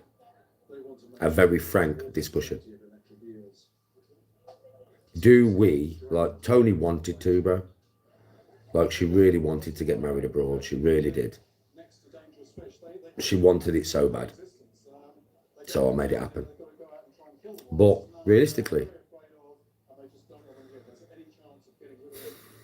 looking back on it, it was a beautiful time, bro. It was an amazing wedding. It was a beautiful place. It was abroad. It was different, right? Memories. Yeah, memories. But now, with my mind now, would I do the same thing? No. No, I wouldn't, bro. Not with my mind now. Because there's so many other things we could spend that fucking money on.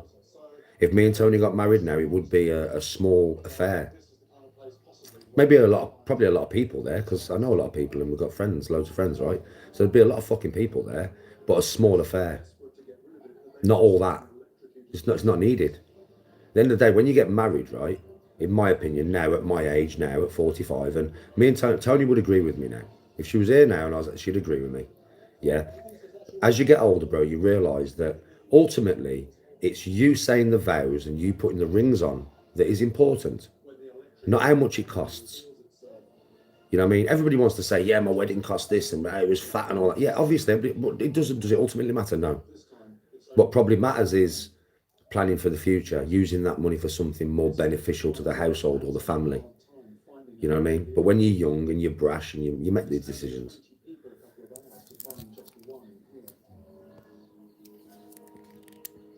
Yes, Frankie. No way, Paul. Fair play. Drives up to the Belfry to become a junior pro. Fair play, bro. Well, I did it for my missus.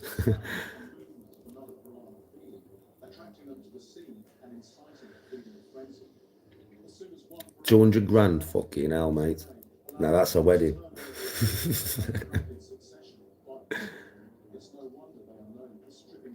Do I regret not doing a trade? Yes, I do.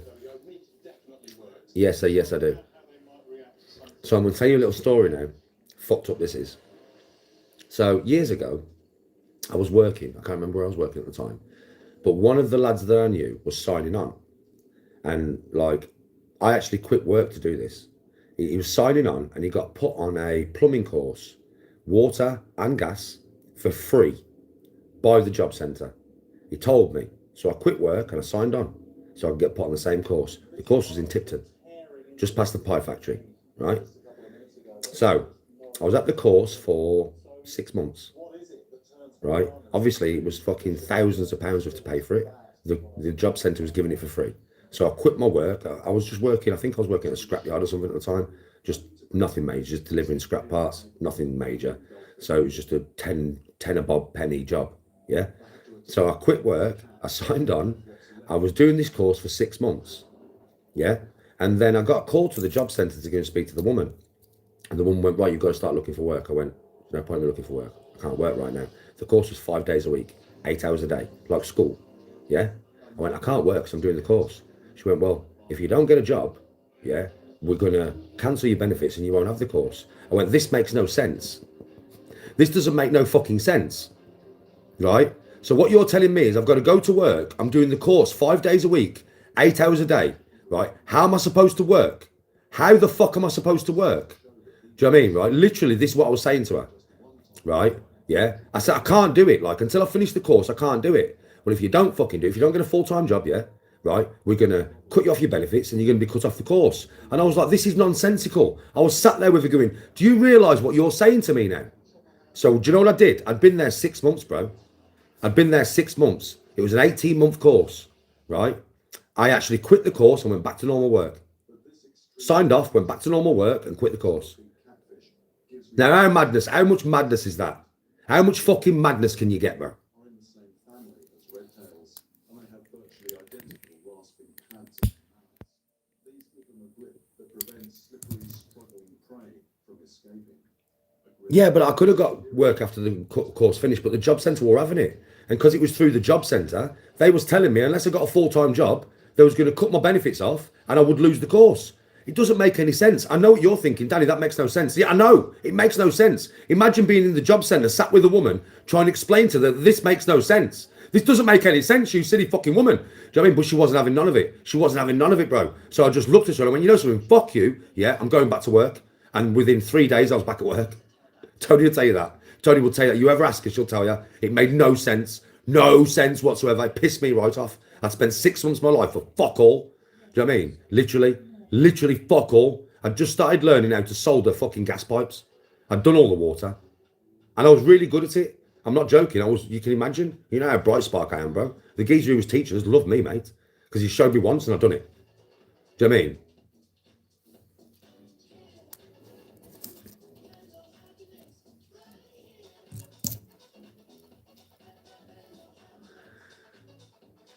Oh, Rocker, he didn't last on the course.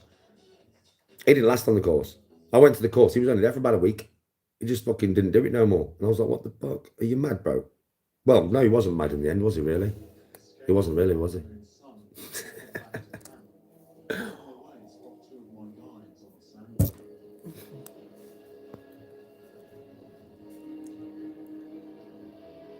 Yeah, ask her when she's on stream, like golfing or fishing. Do you know what I mean?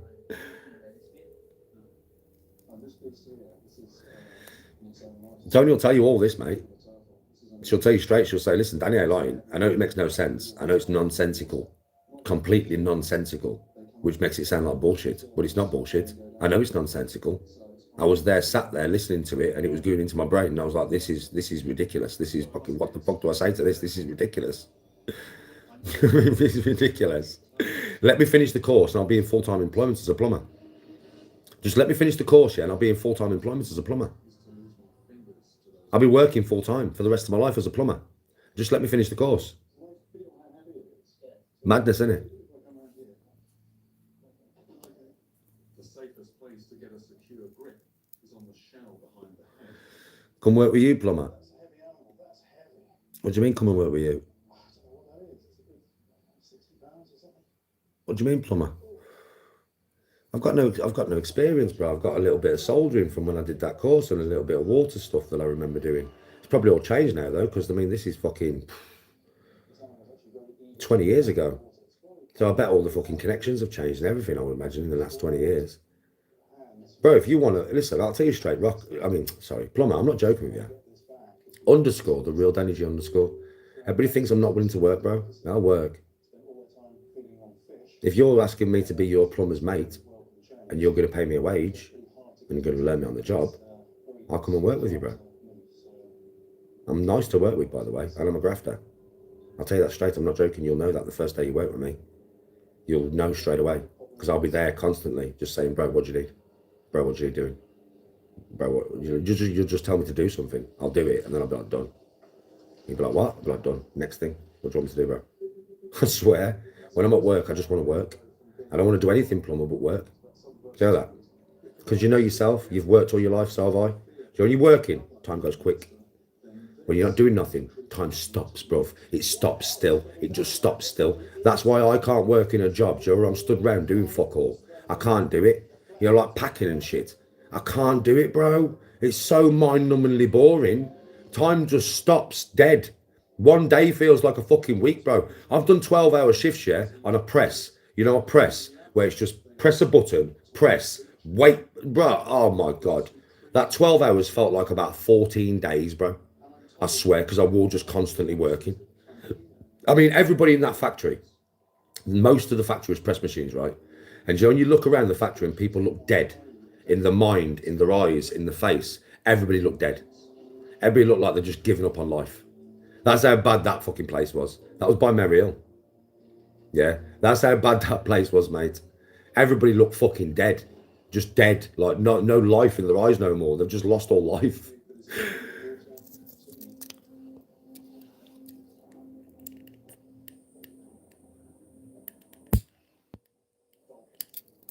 Who'd have thought it? 1,000 miles from the ocean, right up the Amazon River, freshwater dolphins.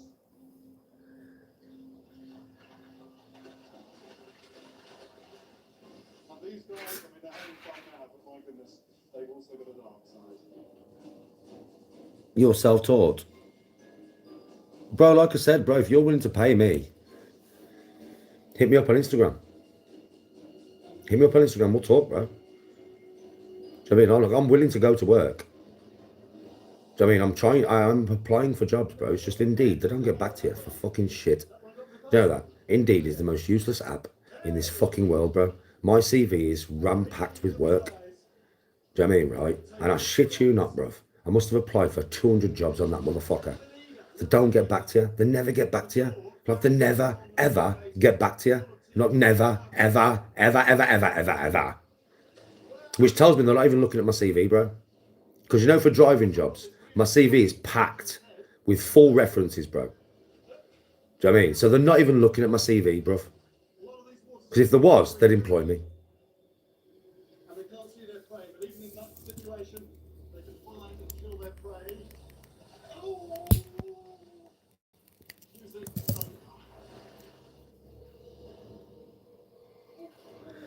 I do oil rig labouring, yeah. you know, you've got to be very, very careful tangling with these creatures. Yeah, I used to get a job straight away. Not no more, mate.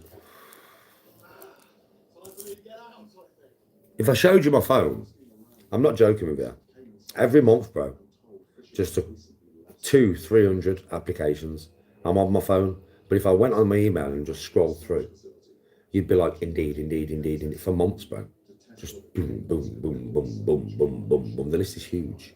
It's absolutely massive, bro. I've stopped doing it. My brother sends me the occasional job. I'll apply for it. I go on there probably twice a week now and apply for about 5 jobs here and 5 jobs there. And then I go on my email, nothing. Go on my email, nothing. Go on my email, nothing. Go on my email, fucking nothing. It's over 500 pounds in weight. When they got it here, they discovered that it was actually blind in one eye. This is probably why the fisherman was able to lasso it.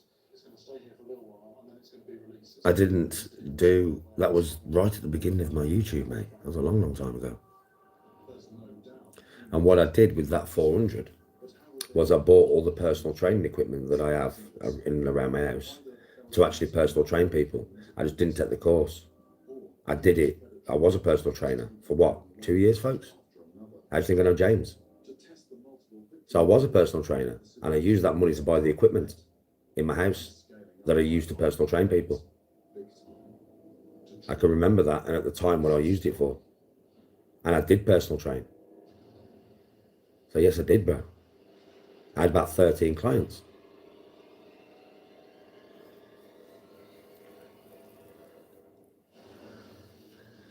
Yeah, simply, is it the same for you? Is it the same for you? It's loads, isn't it?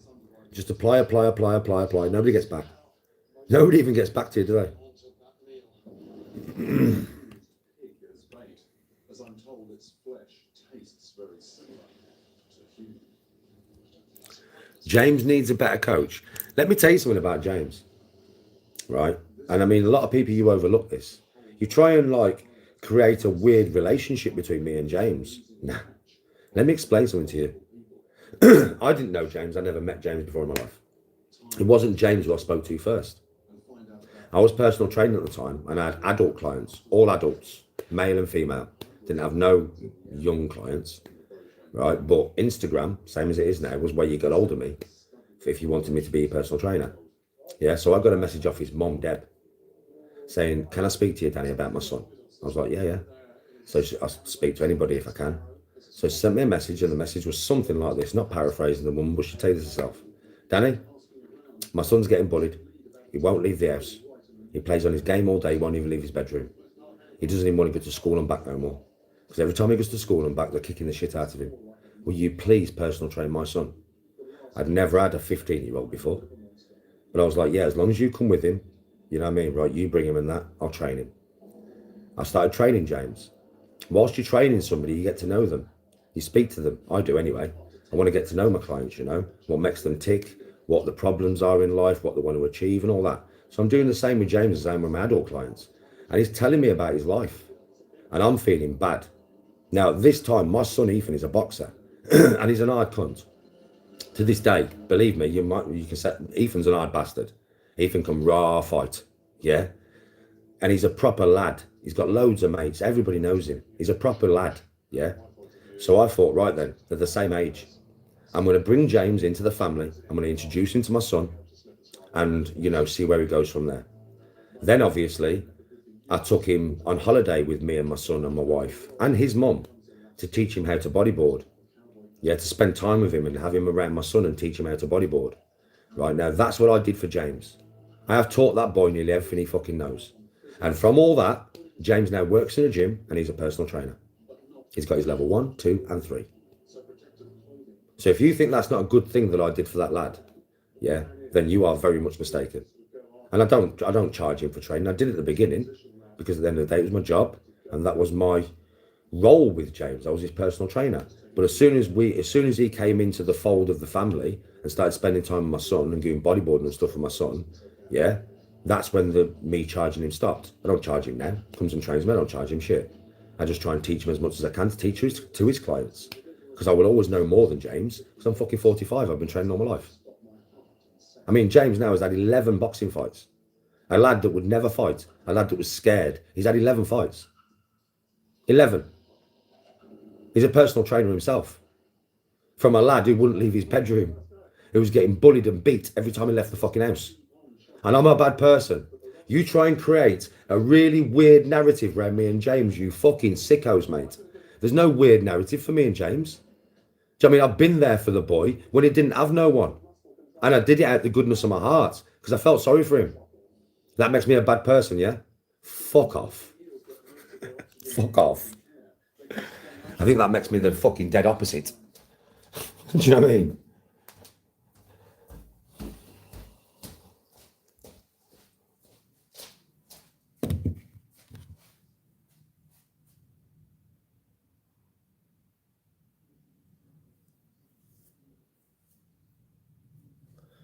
Well, no, I don't. I've never had no qualifications. When I was a personal trainer, bro, all my clients knew, not like I pulled them all over their eyes or lied to them. All my clients knew I wasn't qualified. They knew that before I trained them. I was not qualified. But they still wanted me to train them. And believe me, I'm good. I'm a good personal trainer, mate, because I care about my clients. I actually care. I actually give a fuck. That's the big difference with me and most trainers that you find in the world. I actually do care. I want people to do well. Do you know what I mean? I want people to succeed.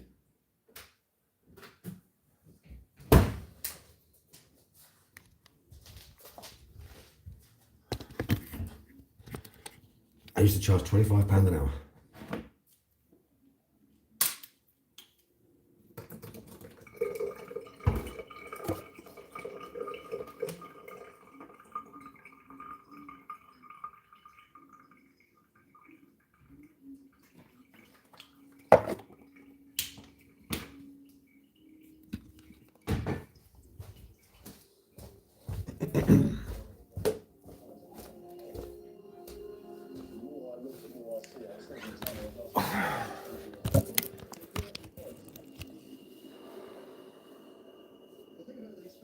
Uber. Yeah, I have thought about Uber, you know. I've thought about it.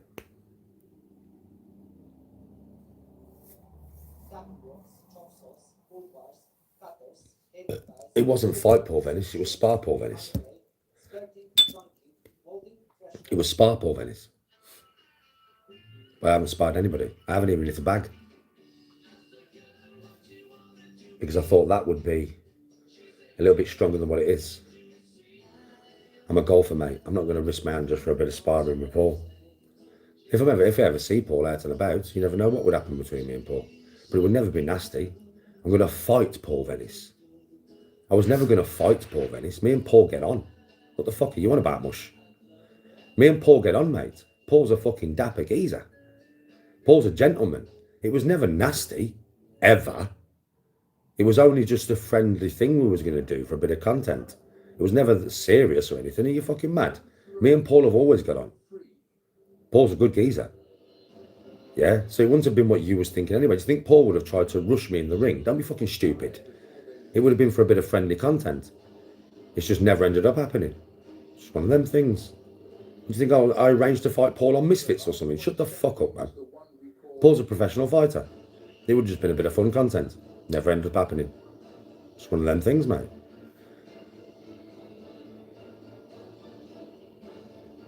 And this is their kingdom.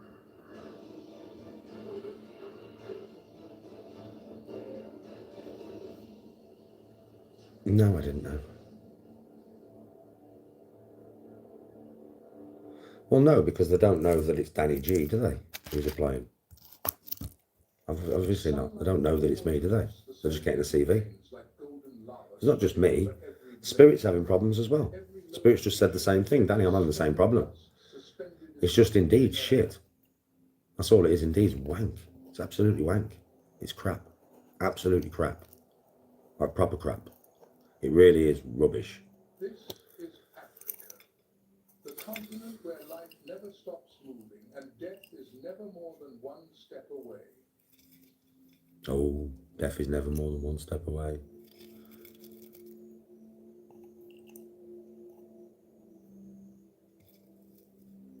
In the chest-high grass, I know it wasn't a dig.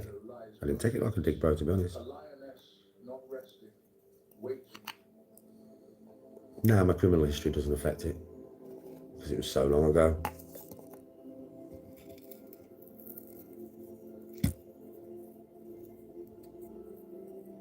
Yo, yeah, Indeed doesn't work. Weighs over 130 pounds, stretching nearly 6 Misfits would never pay me enough for me to be even be interested, bro.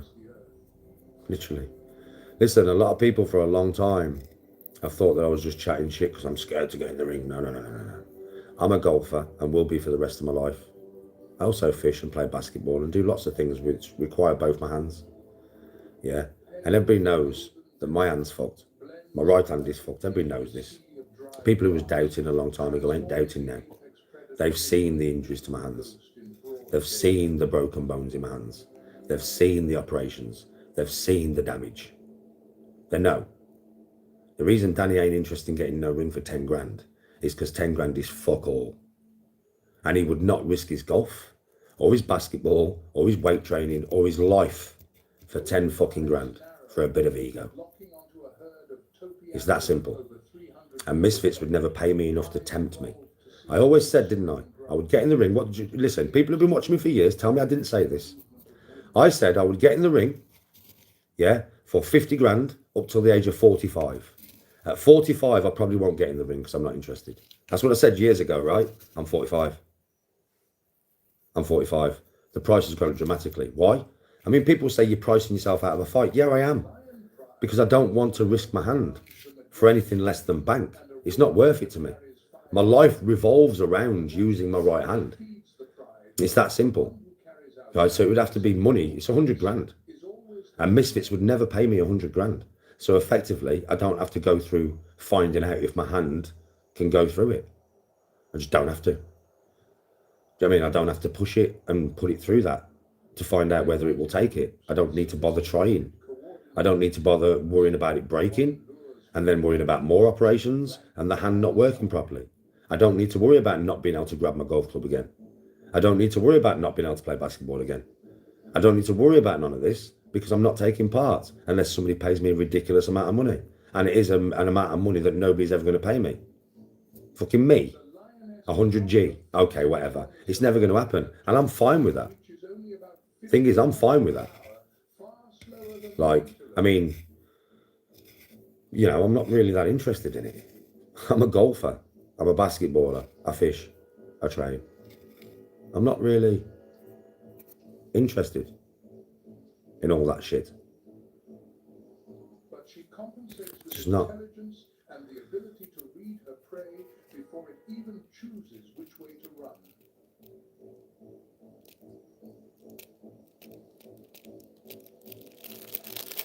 Shit golfer at best. Okay. Okay, bro, I'm shit. If it makes you happy, I'm shit, bro. Does that make you happy? You happy now? Plays chess better than any big cat on the planet.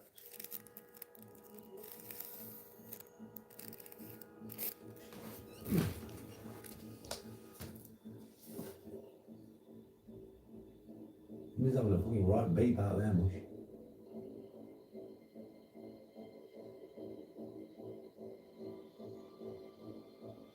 I'm fucking see who it is, either. Somebody's having a right beep. But the prey is no easy task. Somebody's having a right beep out there. Turkey, the fastest antelope in East Africa, spotted the danger before the lioness even left her position. Dylan, do you know why I'm good at it as a PT? Honestly, do you know why I'm really good at it, bro?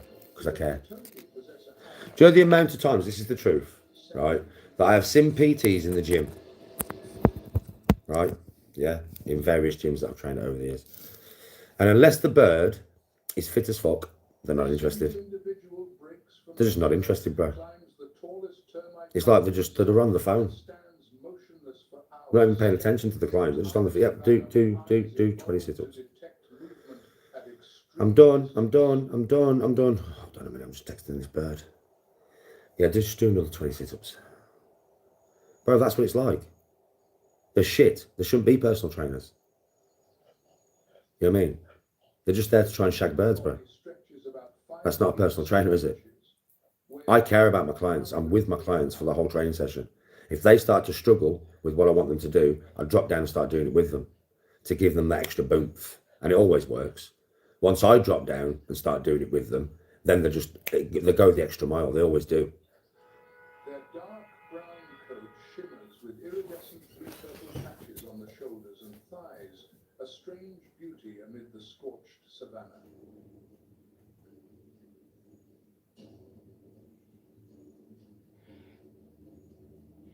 I don't know who that is. If you want my attention, just come and knock on the fucking door. It's a weirdo.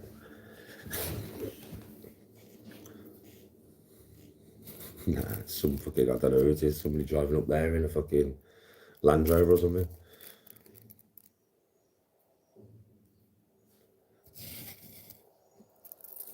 But anyway, yeah, the fucking, I'm good, bro. I'm good at personal training. That's why I'm good. Because anything I ask you to do as well, I can do, innit? Anything I ask you to do, I can do. So like I'm going to ask you to do something that I can't do. You know what I mean? So it's like, do this. I don't think I can. I'll do it with you. What? I'll do it with you.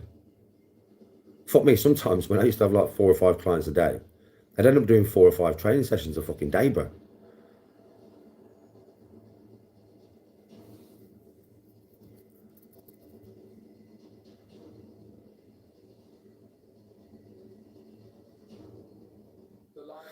The shot tracer, bro, it's hard to do when I'm live. If I do videos as in videos, and I do like Witty, for instance, does come and play 3 holes with Witty. Do you know what I mean? Right? And then off the 3 holes, he's got to sit there and edit the shots off the 3 holes, which is not too bad, I suppose. But the live, bro, can't do it. It's impossible. There's no way you can do it, bro. Not when you're live. If I did video format and I did less holes, then maybe. But like the amount of editing, and I'm not that good at editing anyway. Right, so the amount of editing involved over a full 18 holes, if I recorded it, would be insane, bro. You've got to understand, these golf channels who do this shit have a geezer who's shit up with computers, who's their editor, who sits there and does all this for them. Like Witty does it himself, but Witty would never do it over 18 holes, bro. He would tell you that himself. He would tell you, I'll never do that over 18 holes. It'd be too much, bro. Do you know what I mean? Literally. That's why he does come and play 3 holes with Witty. And if he does any more holes than that, you don't see him put the shot tracer on. Because it's just too much, bro. I'd have to sit there for 2 days editing the video. And it's not like I'm going to get that many views. I might get an extra 200. And I wouldn't be able to be online. I'll be there for 3 days editing the gun. I know what it takes to put the line on because I've seen Witty do it. It doesn't just trace your ball and do it itself. Nah. If you let it do that, the line is not where the ball is half the time. So you have to then get the line and you have to move it yourself to put it to where you know the ball landed. And lots of time, it just doesn't trace it properly. So it's a lot harder than what you think. Do you know what I mean? It's a lot harder than what you think, and it's so time consuming. And I don't have an editor. I'm doing all this shit myself, bro. Do you know what I mean? So it's like a toss-up, really. Do you know what I mean? Do I do loads of editing and you hardly ever see me live? Or do I not do as much editing and I'm always live?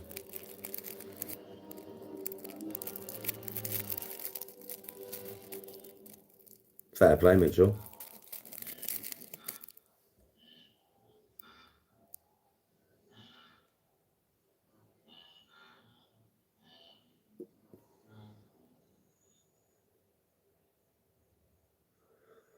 I'm a size 10 and both my sons are size 10s. We're all size 10s. And my brother is a little bit taller than me. My brother's just over 6 foot. So he's marginally taller than me. Very, very, very, you wouldn't see it. But he's just over 6 foot. But he's a size 9. In a matriarchal system, females dominate males, and the lowest ranking female still outranks the highest ranking male in the clan. Well, my sons are both the same size feet as me, 10. We're all size 10, bro. Their social structure rivals that of primates. They recognize every member by voice, remember alliances and rivalries, and make tactical decisions as a group. Well, no, because fucking... Not for me. Because I have all of my own fucking footwear. But for my lads, when they've been growing up, it's been a nightmare for me. It's been a nightmare for me, bro. Trust me. Jesus Christ. Bub, where's these trainers? Don't know. What do you mean? Bub, where are they? Don't know. Are they here? No. Are they there? No. Are they there? No. Come back in after playing football. What's on the feet? My fucking brand new trainers, bro. They've been playing football. I ain't fucking joking with you. Most expensive trainers I own. Do you know what I mean? As they get older, you know, it was like 16, 17. They're going to an house party. Yeah. Bab, where's my like mallets or whatever? Do you know what I mean? Like, Danny? Don't know. They should be there. They're not there. Do you know what I mean? Come back. What's on the feet? Bro, nightmare for me. Nightmare. Ethan lives with his missus now, so I don't have to worry about that shit. And Liam lives with his missus, but he's here a lot of the time. And luckily for me and Liam, really, we have different styles of trainers that we like. We don't really like the same trainers. Luckily, really. So Liam wouldn't really wear my trainers and I wouldn't really wear his. We just prefer different styles. He buys ultra expensive. I mean, yeah, I've got a set of mallets and stuff, but he buys fucking bare expensive trainers and I don't even like them that much. I showed you when I was out, didn't I? He had them trainers on his feet that were like fucking, it was like 700 quid or something, man. And I was just like, I looked at him and I was like, what the fuck? I don't even like him. I mean, I didn't even like him. They didn't even look nice. Do you know what I'm saying? So it's just like, that he buys mad trainers like that, bro. I don't buy mad trainers like that. I buy Jordans and stuff. Nike ones or Adidas. You know them Adidas that I buy? They're like 40, 50 pound a pair, bro. I just buy them throughout the year. And if I want a pair of trainers, I buy them. Maybe once a year I buy myself a nice pair of trainers, or Tony will buy me a nice pair of trainers, but I look after my stuff so much, it lasts me for years. I've got trainers in this house, mate, that I have had for fucking 12 years, and you would think they're new. Or I've had them maybe a month. That's what you would think if I showed you. And I went there 12 years old. You'd be like, what the fuck? I've showed people online in loads of times. If you notice what I wear, I don't dress. I've got loads of nice clothes. I don't dress nice, do I? It's only if I go out. Yeah, if I go out, then I wear nice clothes. Otherwise, what's the fucking point? I know so many social media people come online every day, dressed out to the nines, looking all snush and all that. I ain't like that much. I come on in a vest. I mean, these bottoms I've got on today are just comfortable. They've got rips in them. That's what I've been using for fishing. I just thought, fuck it, I'll put them on. And it's not like I've only got one pair of tracksuit bottoms, mate. I've got about 20 pairs of tracksuit bottoms. Yeah. Or if I go to the golf course, usually if I go to the golf course, I'm dressed nice in it. It's the golf course. You know what I mean? Other than that, nah, I don't give a fuck. I just don't. A lot of people give me shit, oh, you're a tramp, you are. What, because I'm not down here in dressed to the nines? With my beard all oiled and my fucking hair done. I'm in my house, mush. What the fuck do I need to do that for?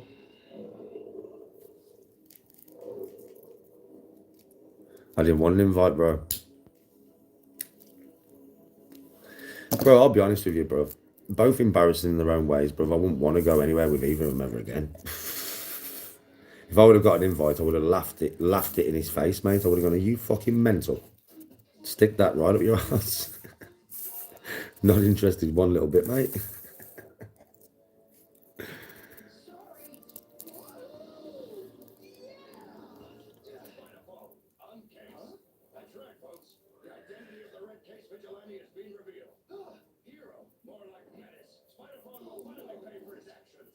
I don't give a shit no more, Moose, man. I just don't care. I've got to that age now where, yes, if I go somewhere nice, if I go for a meal with Tony to a nice place, I'll put some nice clothes on.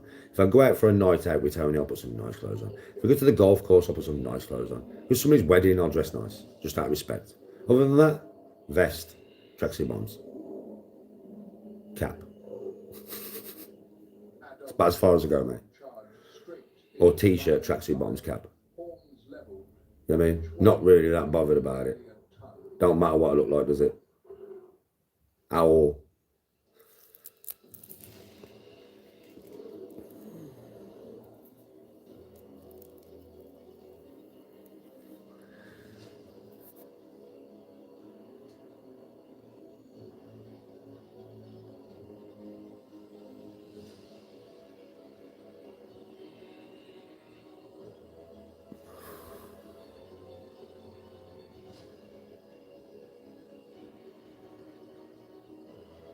Mate, you would all think that Turkey's cheap as fuck. It's not. It's not, mate. You'd think it would be, right? But it's not. You ain't getting no fucking £20 tracksuits from Turkey no more, mush. They're expensive, even though they're fakes and the reals are way more expensive. I don't care, they are. But still expensive, bro. £100 for a handbag for your missus and that. £100 for a snide. £100 for a pair of trainers. Snide. No joke. I had a look at some trainers myself. Yeah, just had a look. I wanted to see if they looked real. They did kind of look real, but I knew they were real. I could tell by the feel of them. Yeah, some Jordans, £100. And here I can buy them for 200. So I was like, well, they're fucking snide. It's not cheap, like in Izmir. Trust me, it's expensive as fuck in that place. The prices I told you I was not gassing. £15.50 for a kebab from a street vendor. Right? Not all the pubs are like this, but a lot of them are. I went to that first pub, mate. I paid £16.50 for 2 normal size beers, bottles. Not big beers, not big bottles, just normal little bottles of beer. Nearly 17 quid, bro. I was on live when I did it, innit? It's like JDP. He was with that bird every day. He doesn't have a clue what he's talking about. Doesn't even watch my channel. You all know I was live every day, all fucking day. He hasn't got a clue what he's waffling about. It's just total bullshit, isn't it? You all know, go back to the lives when I was in Turkey. I was live every day, mate. Every morning from my room. Well, not every morning, most mornings though, innit? Took you down for breakfast and that with me nearly every morning, right? When I went down for breakfast. Yeah? So it's just like, he doesn't have a fucking clue what he's talking about. It's fucking live every day, man. It's like Murphy though. You heard Murphy the last day. You was out with that bird in that fucking place. I was like, what? Are you dumb? Like, is there something the matter with you? Are you absolutely stupid? Like, I was on live in the Agora for what? An hour and a half by myself. No, you wasn't. No, you wasn't. They convinced themselves. And then they think by convincing themselves they can convince you lot. But the fact of the matter is you lot watched me. You was all watching me. You all saw me. You was there with me. It's like they haven't got a clue. They don't watch my content. So they just put out these blazing fucking statements and don't even have nothing to back it up. It's like anybody that watches my content will know. That day, man, was ridiculous. The other day, the day when I nearly knocked myself out. When I smashed my head into that wall. And that was because of that fucking dwarf as well, man. So I felt bad. Do you know what I mean, right? But the cunt wasn't ready when I was ready to go. I'm not going to sit in the hotel all fucking day waiting for you to get out your pit because you've been off your head on speed all night and you didn't get to sleep till 6 in the morning. That's not my fucking problem, mate. I've been there in a shithole for a week and it's a shithole. It's a proper shithole. There's nothing to do. I found things to do. I found places to take you and show you, right? I did. But believe me, it was easy. Because it's a fucking shithole. Literally. The hotel. Yeah? Outside that hotel looked like the Bronx, mate. Looked like fucking Bronx, mate. There's no water in the swimming pool.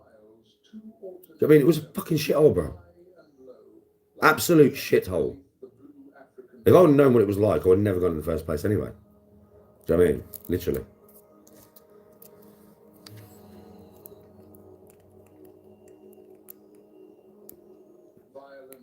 Oh, Jimmy. Well, yeah, I know. I mean, I can't even remember much of that day. Yeah, but I'm listening. I'm with the bird every day. I was with him for 2 days of it. I'm with the bird every day. I was with him for 2 days. This is why he doesn't realise what he's saying, right? He just chats pure poop. He was with her every day. I was with you for 2 days of it, you cunt. Oh, what are you going to say? When I left the bar in that state, I went to meet somebody. Fuck off. I'm surprised I got back to my room. There was sick all over the fucking floor when I woke up in the morning. You know what I mean? I saw the end of it where I fell off the fucking table. I literally fell off the table on the floor. I was with Murphy for 2 days of it, right? I was online with Murphy for 2 days of it. And the rest of the time I was online by myself, taking you all around the town, right? They don't have a clue what they're talking about. That day I saw the dwarf talking about that I was in the Agora all day with that bird and that. You all know where I was, and I wasn't with anybody. I was by my fucking self. They don't know what they're chatting. They're just chatting bare shit. It's like, they think if they say it, it makes it true.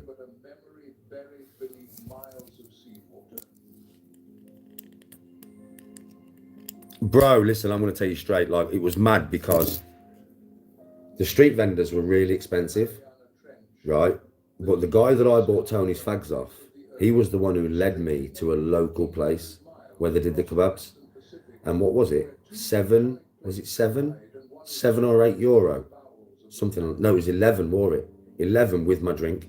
So it was 11 euro with my drink, so like a tenner. And if you remember, yeah, right, it was massive, wore it. It was massive. It's a bit mad, that place. I suppose you go where all the locals go to eat, and then you get it for a decent price. If you go anywhere where there are no tourists are coming, mate, you're going to get ripped off. I'd never go there again, ever.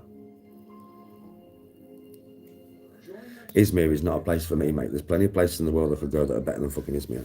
To witness life where existence seems impossible. Izmir is a shithole. It's a shithole. Honestly, in my opinion. I mean, the people are nice enough, but they're going to be nice because they just want your money. And I will tell you something. McDonald's and Burger King did not taste the same. It tasted different. I don't know why. It just tasted different. Like a Big Mac tasted different to it does in England. When I went to Burger King, a Whopper tasted different to what it does in England. History of life, including the age of the dinosaurs.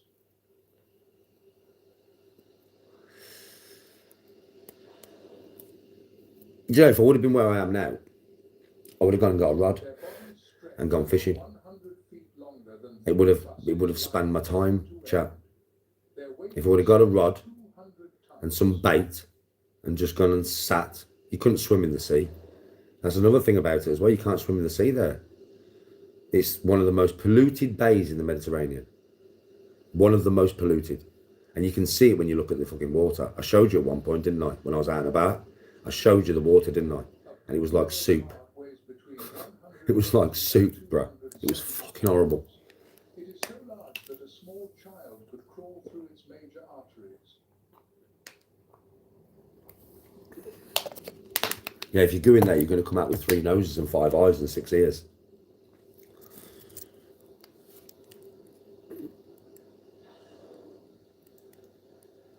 Have I been to America? No, I've never been to America. Size is not their only weapon. You going carp fishing? Go on, Moose. Come on, son, catch a big one. If you do, send me a picture. Come on, send me a picture.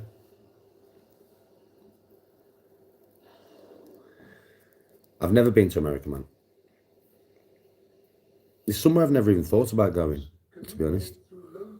I don't know why. I just have an image that it's the same as England, but bigger, and people talk American. It's not foreign enough for me to want to go. Does that make any sense? Like, it's... These calls fall Why below not do food reviews like JDP? penetrating water Is he still doing food reviews? waves penetrate the atmosphere. Is he any good at them yet?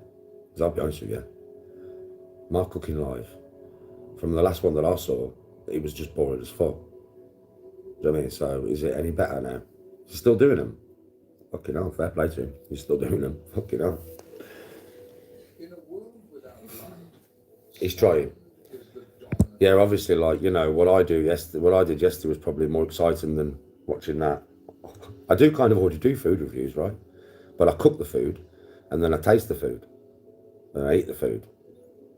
Like, I would imagine that series, if you look yesterday, I did a cooking live, then I did a video, and then I did the aftermath. 500 miles past Yeah, and that is a little series there. Probably some good content, man. bending along the contours of the ocean floor.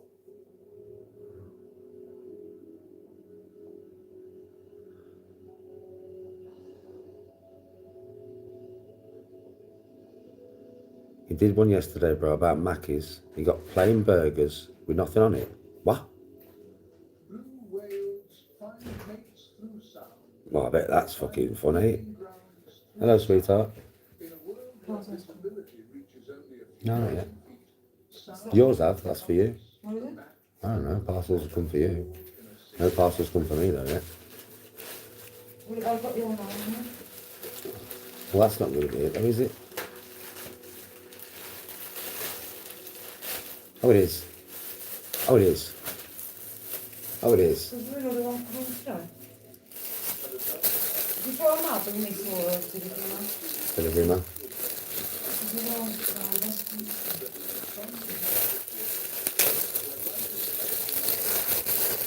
life can reach a scale that stretches the imagination.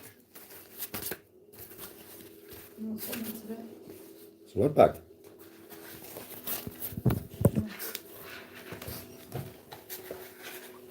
It's only a small one, it's only from the 2 rods. Blue whale is We're going to take 2 rods in it. a giant that chose the strategy of filter feeding Hold on, to so we're going to survive. get 3 rods.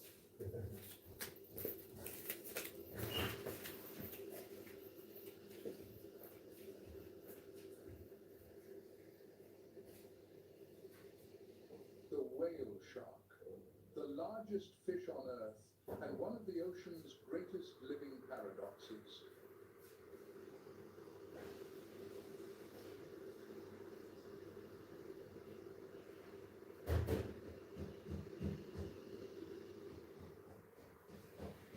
Their bodies stretch over 40 feet on average, but the largest individuals ever recorded reached nearly 60 feet.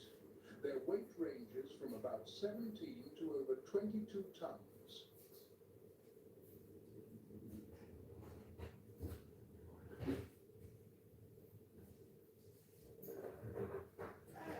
Is that no sugar?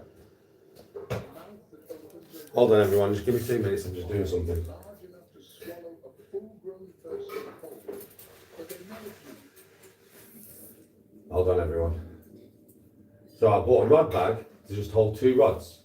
A new one, until I get a bigger one, yeah? And it's here. I'll show you in a minute. I'm just putting my 2 rods and that in it. I'm just going to see exactly how much stuff I can fit in this, because I estimated I'd be able to fit 2 rods and all my bank poles and everything. Yeah, that's what I estimated. So I did a small one. So I did a small rod bag. For 2, just for 2, I think. Yeah, it is.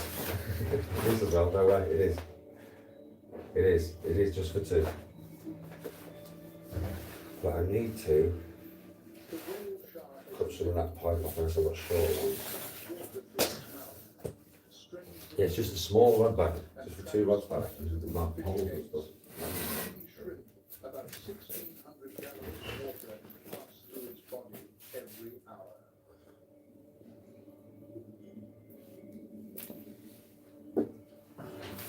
Oh, this is a bigger rod bag. This is a bigger rod bag. This is my actual rod bag. Every shark carries on its skin a pattern of stripes And I should need this one. that no two are alike.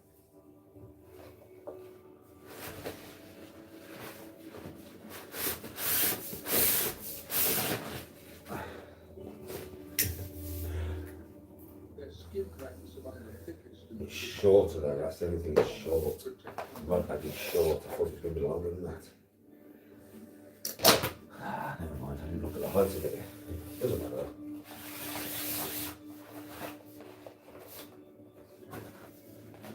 See, that's Whale sharks are oviviparous. It's too short. Inside the mother's That's not, it doesn't matter, I use it. body. I bought it, so I might as well use it. It's just a little short rod bag.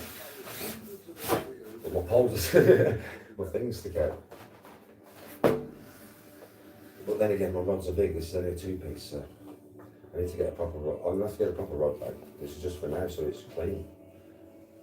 Despite their sluggish appearance at the surface, But yeah, it's too small. Look. can dive to depths I thought it was taller than that. 6,200 It was only cheap, didn't it? It cost me anything. the twilight zone into I mean, but it is cool though, isn't it? You know why I bought it? Because of all the colours all over it. It's not big enough, chat. It's not big enough. Look. It's not big enough, but you know why I bought it? I bought it because of the colours on it. It's cool, isn't it? Do you know what I mean? Look. That one's all dirty and shit, yeah? Look. How cool is that? How cool is that? It's cool, isn't it? It's just not fucking big enough. I mean, I'll still use it. I'll use it. Yeah. But it's just not big enough. sometimes crossing entire oceans, but always returning to the same plankton-rich waters year after year, as if a match were hardwired into their genes. Oh, it's that hook that stops that going in there. It's that eye.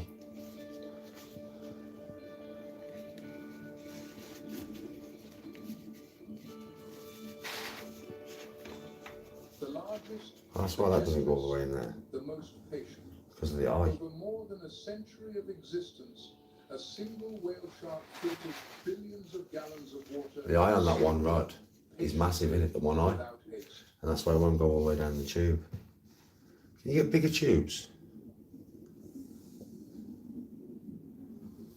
Can you actually get bigger tubes, folks? Like wider tubes. Some more rod rests and stuff now. Yeah, can you get wider tubes? There's my reel, look, my baby. Right, rod rests. 1, 2, boom.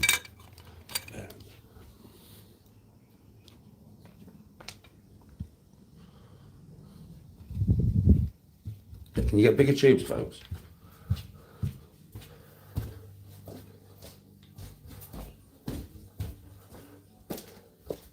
Wider, I mean. Because that one isn't wide enough for my thing. It's a cool rod bag though, it's just not big enough. Shame.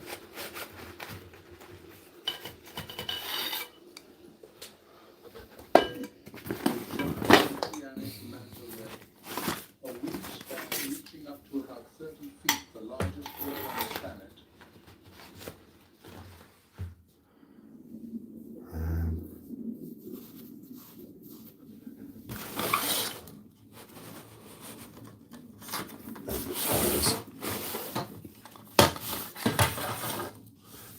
There's the one back. Still landing it, Paul. Size is not the most astonishing thing. The manta ray possesses the largest brain-to-body ratio of any coast-based Seeing everything, if I can get everything in here, even though it's a bit too short. and It'll do for now. It's better than that one because it's cleaner. I'm going to get a proper rod bag there, definitely. Take all that out and put it in the wash. What? Suppose you could, yeah. Do I need to pour it and put it in the that other? brain is not for decoration. good thinking about that. Recognize themselves in the mirror, and So, scientists call it's a bit small. documented But I've got my rod rests in there and great apes, dolphins, got my landing net pole in here. 2 rods, even though it's just not tall enough. I need a bigger one, don't I? I need like a big rod bag. I'll have to get one. I thought that'd be tall enough, and with it be, I thought it'd be tall enough. And if it was tall enough, it's fine for now. Just for summer fishing, because I'm only going to have 2 rods and shit with me. So I didn't want no big cumbersome rod bag. Because I remember my dad's rod bag, his Daiwa rod bag, is fucking huge, man. It holds about 12 rods and shit. You know what I mean? It's massive. It's like taller than me. It's like fucking this big, and it holds bare rods and that. You know what I mean? So I didn't need that. I don't need that. All right, Chris.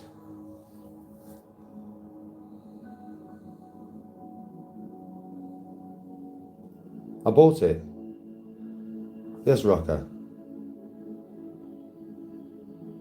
Yeah, I bought it, bro. I bought it about 7 days ago. It's cool, don't get me wrong. It's a cool rod bag and that. It's just not big enough, mate. But I thought that rod, I was thinking, why is it not going down that tube? It's because it's the carp rod that I've got, and the one eye on it, the first eye is massive. But you can see why I bought it, because of the colour. The blue's my favourite colour.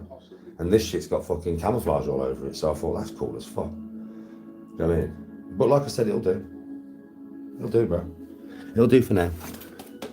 I've got this other rod bag, so I've got the rod bag I've been using. This one, look. Yeah? And I thought it was going to be the same as that. You can see, look, it's about the same width. So I thought it'd be the same height. But it's not. It's not the same height. Do you know what I mean? It's looking nowhere near the same height. So, yeah, look, it's cool. But it's a cool rod bag, look. You know why I bought it, Deeply. You know what I'm like. You know why I bought that rod bag, right? But it'll do. Like I said, it'll do. It'll do. It'll do. It'll that. It's brand new, so.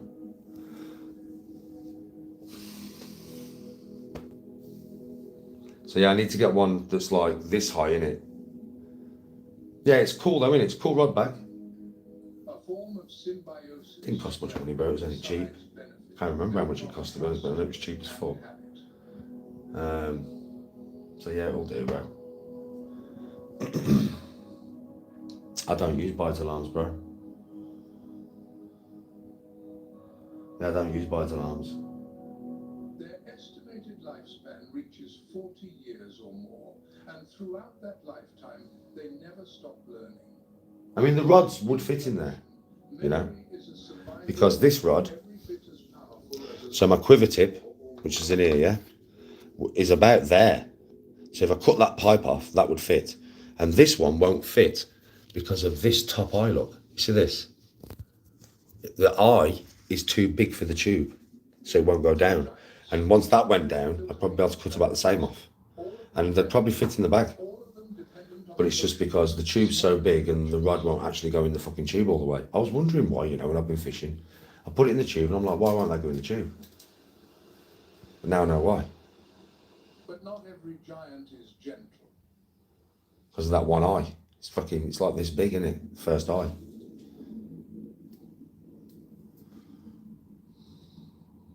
I got my tackle box coming this afternoon. I've not bought a tackle box to sit on. I've got my chairs for that. And it does not filter. It tears.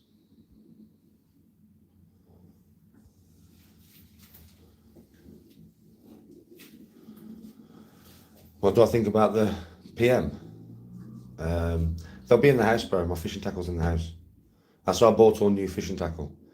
I mean, so rather than keeping it outside in the shed, I'll keep it in the house, in the kitchen. Tiger shark. I mean, it'll be in a corner somewhere because I won't have that much fishing tackle. It's not like I'm going to have what my dad had. I mean, so it'll all be kept in the house, bro. Like scars of time erased by the ocean.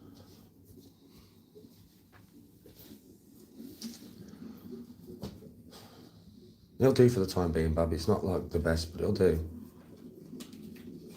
It's a bag that I can carry it all in. It's got a strap on it. It goes on my back.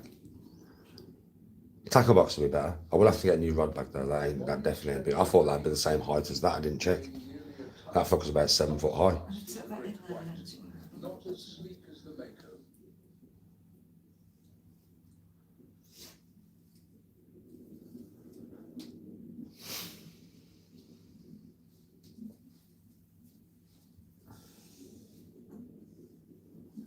But the tiger shark Tony's has neither good. speed nor elegance. It has something else. Absolute indiscrimination.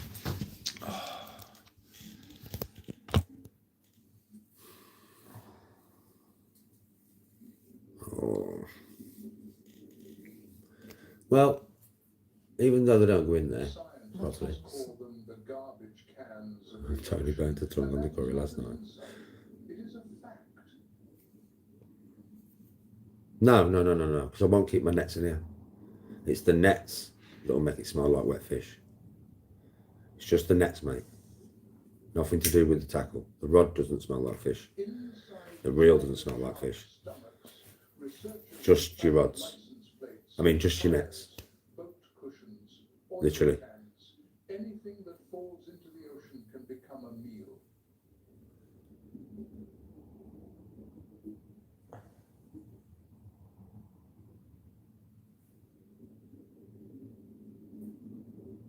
Yeah, deepest. Well, I've got one. I've got that one, but it's dirty as fuck, man. Do you know what I mean? It's just a spare one that my dad used to use when he was taking a couple of rods fishing. So my brother gave me that. So it was my dad's. She reckons she can make it look spotlessly clean. I doubt it. She can try, but I doubt it. But for the time being, that one is spotlessly clean. It's brand new. So I'll now be allowed. I couldn't keep my stuff in the house when it's dirty. I won't do that. So it's in the shed outside. Now I can keep it in the house. Those teeth were engineered for one specific purpose. Cutting through sea turtle shell is the hardest material on any underwater predator's menu.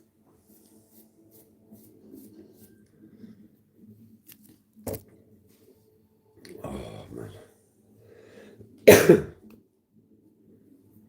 Code dust situation. This flash dust magnet is effective on 100% of dust and has my face back to clean in no time. It's still working. What are you on about, D, please? Soon, someone. Tiger sharks possess Fucking do 'em, bro. Get them done, bro. Fuck 'em. thousands of tiny pores on Fuck 'em. the head, each containing I'm going to do one more set of slow press-ups. And I've started the live doing them. I'm going to finish the live doing them.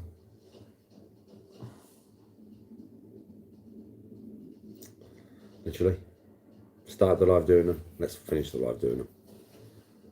And then I'm going off. I'm going to spend a bit of time with the missus. Eat some more food. You can't make that one. I'm going to make a super omelette. And then I'm on go to war. when prey lies buried under sand, even in total darkness. There's no really other channels I'd collaborate with, bro. There isn't really anybody I can think of on the dark side that's got like the same mindset as me. Just out for a laugh and positivity, bro. Hunting strategy is not Information giving, information receiving, an ambush patrolling. talking about different topics that don't involve the dark side. Sea turtles come ashore to nest and return. Positivity for the sake of positivity. I don't really know any channels like that, mate.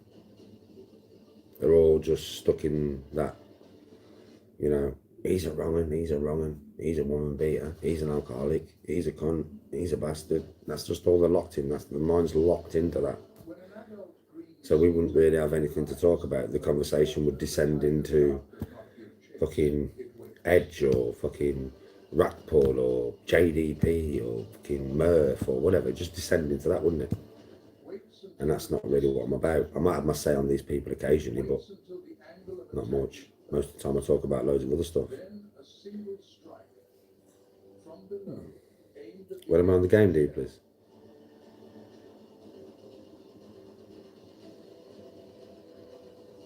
Manchester City Council getting slapped about, bro. clamped down. The head shakes violently side to side. Omelette. Serrations working like a Always garlic and ginger, because it's good for you. shell layer by Always. Oil, butter, that's normal, really. Then yellow or red pepper, a little bit of onion, bacon, that is mushrooms, brutality. That cheese, technique honed over 10 fresh tomatoes, millions of years of evolution. 8 eggs. Put all that together. Cook the bacon first. Deeply, you don't really taste it too much. I put a very little amount in when I'm doing omelette. Very little compared to what I'd normally put in there. So you're talking about that much garlic and about that much ginger. Very small amount. But it's more for the health benefit that they bring. Yeah, you've got to keep moving it as well, man. You can't burn that shit. If you burn it, you burn all the goodness out of it, which I never do because I'm just used to doing it. But yeah, virtually every meal that I make, them 2 ingredients go in. Always. Are not easy shells of fortresses. Well, with the mushrooms, it's the same as the bacon. Been shot So I cut the mushrooms up millions of years. and I fry them with the bacon before I put them in the omelette. They're pre-cooked. Everything's pre-cooked. It's not like an omelette like you're expecting, mate. It's a super omelette for a reason, because it is a motherfucking super omelette. But the tiger shark's Um, favourite prey The amount of protein and stuff in there is unreal. was a species easily erased. It's 4 pieces of bacon, Five massive half a block of cheese, 8 eggs, and then all the other stuff that goes in it. Do you know what I mean? So it's just a super meal, bro, especially for training. Good for training. an adult green sea turtle You can replace the bacon with something else, still. weighing up to 400 A pounds. meat that you like. That shell is the But put the meat in. 200 million I mean, you don't have to. You just have less protein. But if you want the full whack of protein, bro, just put a different meat in there that you like. If you don't like bacon. Yeah, after the gym, bro. Smoked bacon. Well, smoked or normal, doesn't really matter. The bacon, what bacon you use does not fucking matter. It's all to your own preference. It's like how much peppers do you put in? Well, I put in the amount that we like. If you want more, put more in. Do you know what I mean? It's all down. I'll give you the ingredients that I put in and the amount that I put in. If you want it exactly the same as mine, then you would put the same amount in, right? But you could, I don't know, maybe try and make it the same as I do it. And then while you're eating it, think, do I want more of this in it? Do I want less of this in it? And then, you know, make it to your own taste, that kind of thing.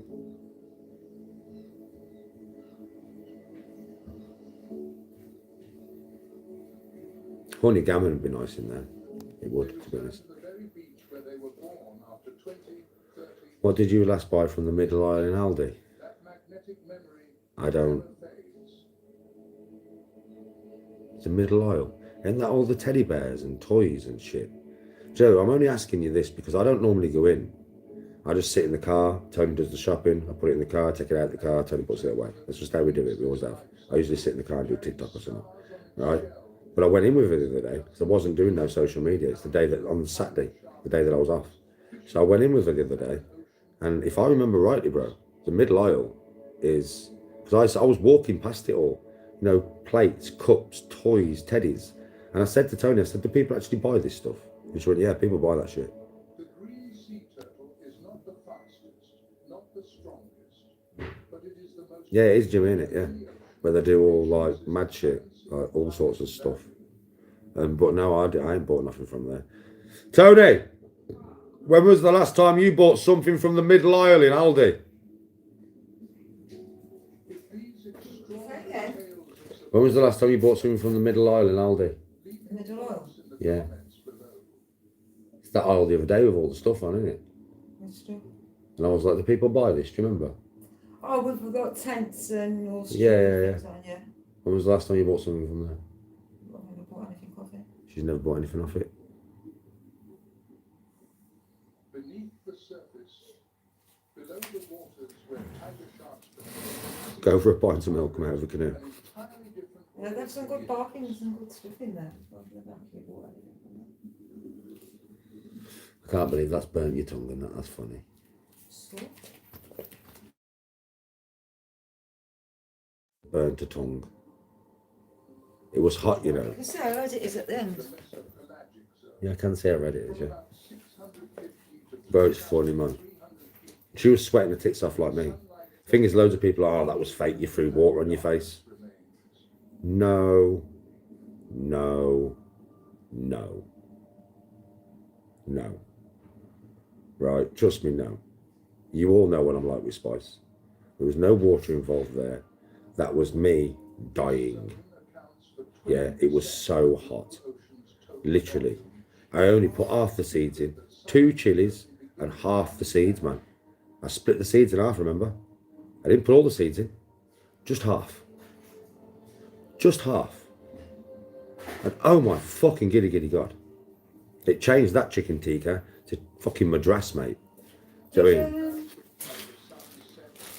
Liam get up for work because he has some swimming in the And then There you go, wait baby. before I- Liam? Yeah. Liam ain't been here. Well, Liam ain't been here. Liam. Yeah. You slept too last night? He's gone to work though. So just said, did you get up for work? Yeah, he's gone to work. He's gone to work. So I'm supposed to walk before I went. I was up anyway, though. Oh, you'd have loved that, Glover. You'd have loved that yesterday. Have you ever shopped at Waitrose, bud? Right, Not the salmon of the Pacific. Best asking Tony, not me. No. Moving vertically every single day through hundreds of feet of water. Oh, that was cheap as fuck. I think it was like a tenner. That rod bag. Literally, bruv. Like a tenner. The fucking tackle box was more. You know, that was about 18 quid. Right? Everybody was telling me the other day. Somebody was telling me in comments and everything on TikTok and that. Danny, go on to Temu. Go on to Temu. Go on to Temu. Get loads of fishing stuff off there. So I was like, yeah, all right then. So I needed a rod bag. So I went on to Temu. I saw that. Rod bag. Looked at the colours of it. Thought that looked sick. Bought it. Yeah, then went on there and bought a tackle box. The tackle box should look like a picnic box. But when you open it, it's got loads of compartments in it. Yeah? Like literally with a big handle on it and that. Yeah, right. It's blue as well. Blue's my favourite colour, don't forget. That light never imagined. So yeah, it was cheap as fuck, bro. It's cheap as chips. It's not a Daiwa or anything. It's a Biowa.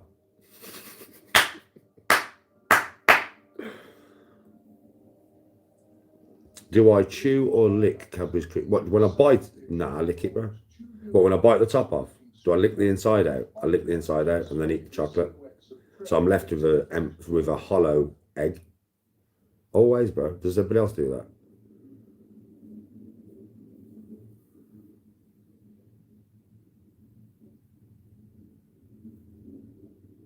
I do though. I lick it out.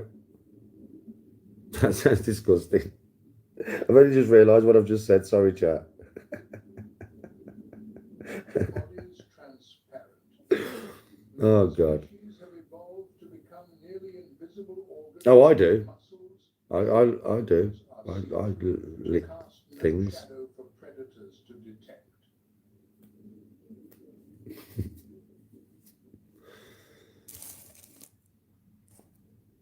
Oh man.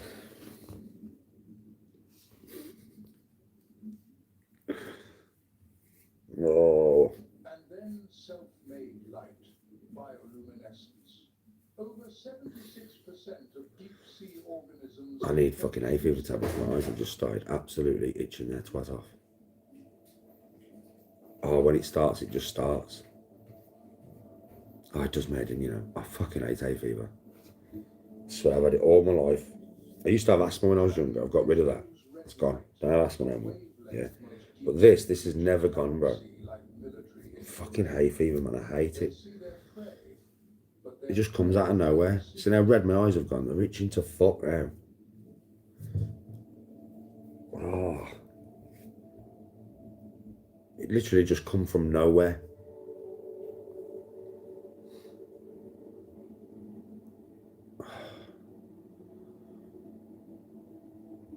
I know, mine's grass pollen, bro. Even though the grass is dead at the moment, must fucking still be giving off some pollen. It started since I went in the back garden. Since I went in the back garden and got all that, got and went to the shed and got all the fishing stuff out. That's when it started. I was sat here as soon as I walked in and I was like, you know what I mean? But now it started proper itching. I can put up with it for a bit. And then I have to find hay fever tablets. Crystal jellyfish through the dark water, their bodies barely existing, nothing but water and flickering light. No brain, no heart. You get it off weed? No way. Surviving where most organisms cannot.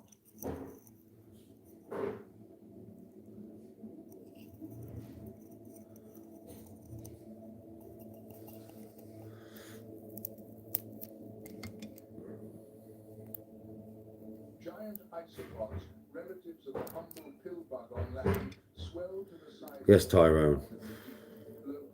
I don't mind if I get the sneezes. The sneezes ain't too bad because you can deal with it quite really. Them itchy eyes though, man, they get sore, don't they? After a while they get sore, but it's not even an itch no more, it's like sore.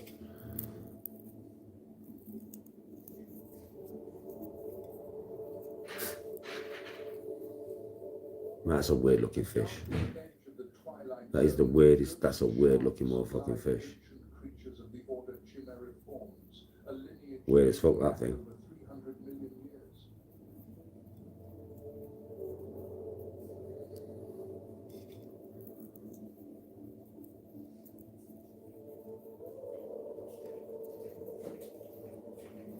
Before dinosaurs Hands for feet. before modern sharks evolved, Can't really do as much with your feet as you can with your hands. What do you rather have, Bob? Feet for hands or hands for feet? living fossils looking through darkness.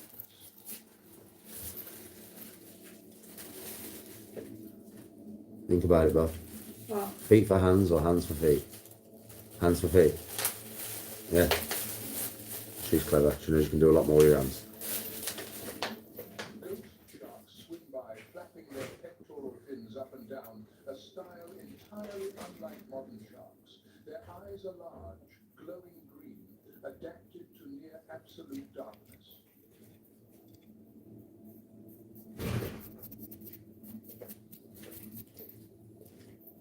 I still can't believe that rod bag's that small. You stand next to that rod bag, bro. Fucking hell, you're 5'2". 5'2", 5'3". A refuge. Right? It is a So you're 5'3", so that rod bag is about 4'8", 4'7". That rod bag's like, I don't know, between 4.5 and 5 foot. I'm not really sure exactly. Last time I need to look at measurements. I know, yeah. Fuck. It's not 5 foot, because it's up to her chin. And she's only like 5'3". You're 5'3" or 5'4"? Not merely visit the darkness. 5'3". 5'3". or 5'2".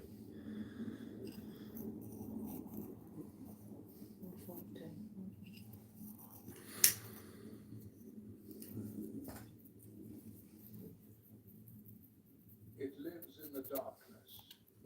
It hunts in You the come out with it in a bit.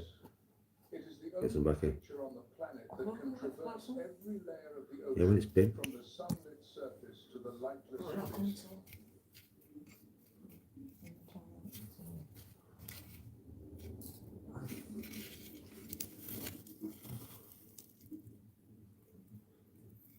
Friday today. When the last Thursday. light goes out, the true journey begins. Huh? It's Thursday. What's it, what's Friday? Holiday cottages, and so much more. Sykes, home of the staycation. Your wobbly workbench. Danny, what has a mouth but never speaks, and a bed but never sleeps? Built to withstand the demands of a busy workshop. So big too. Make it big too. Has a mouth but never speaks. Brain. The sperm whale, the largest toothed creature on Earth, and the only predator that dives through every layer of the There's ocean. wherever that is now.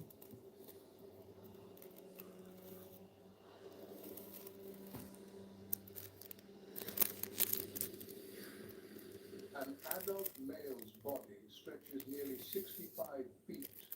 Weight exceeds 55 tons. Ah, yeah. But my answer was correct. It was correct though, right? It might not have been your answer, but it's the correct answer though, isn't it? Body length, a proportion Tell me I'm wrong. unlike any other living creature. What has a mouth but never speaks? Your brain. But it never speaks itself. It's the mouth that does that, right? Yeah. And a bed but never sleeps.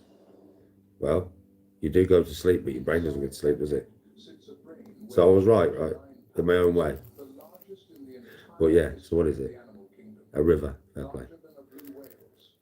Larger than Your brain does have a bed, because you lay in bed, dinosaur that ever and your brain's inside you. What do you mean? Of course your brain has a bed. You get in it every fucking night. Where's your brain? It's with you. Where are you? In bed. So your brain has a bed. But it never goes to sleep. But the most Because otherwise you'd die, wouldn't you? thing is not the size of the brain. It is what fills the rest of the head. Your head has a bed. Oh, this is a good one we're getting into now, isn't it? What has a mouth but never speaks? Well, your brain, it has a mouth, but it never speaks. you speak, innit? I'm thinking right outside the box here deeply. Deeply, I'm going deeply, innit? You know what I'm like? This is turned into a, what is it? A philosophical conversation now, innit? Does the brain actually speak or do you actually speak? Okay, let's go into that. No, we won't. No, we won't. No, we won't. We don't need to go there. It was just a mad answer that only my brain would probably come up with. Brain, innit?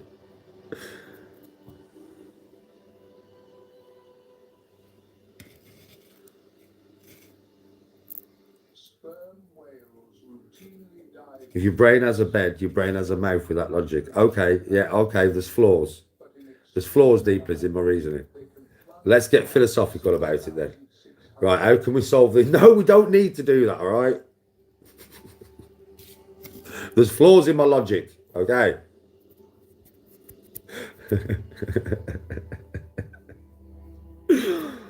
Oh, man. 45 minutes to over an hour in absolute darkness, under crushing pressure, with a limited oxygen supply.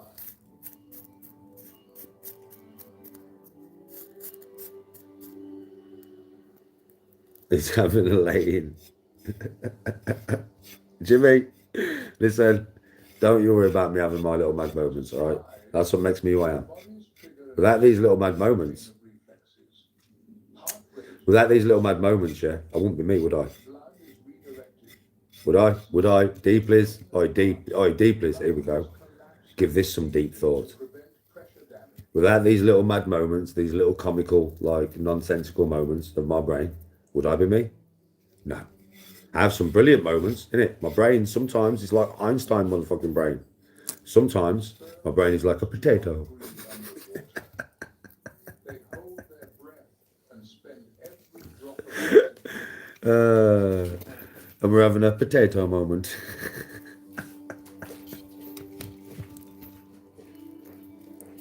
Well, that is what makes me, all right? in the deep Yes, Steve, please. utterly useless. And it is here that the sperm whale's true weapon activates. Yeah, Steve, please. Fucking hell. Welcome to my brain. Jesus Christ. Sometimes it's a marvel to me. What's going on with my mouth? I've got like fucking Mum Ra mouth that keeps appearing for no reason. Do you remember Mum Ra? What was it, Thundercats? Sperm whales produce clicks reaching up to 200 to 36 decibels, the loudest licking out cream eggs and tucking brains into bed. Welcome to my world.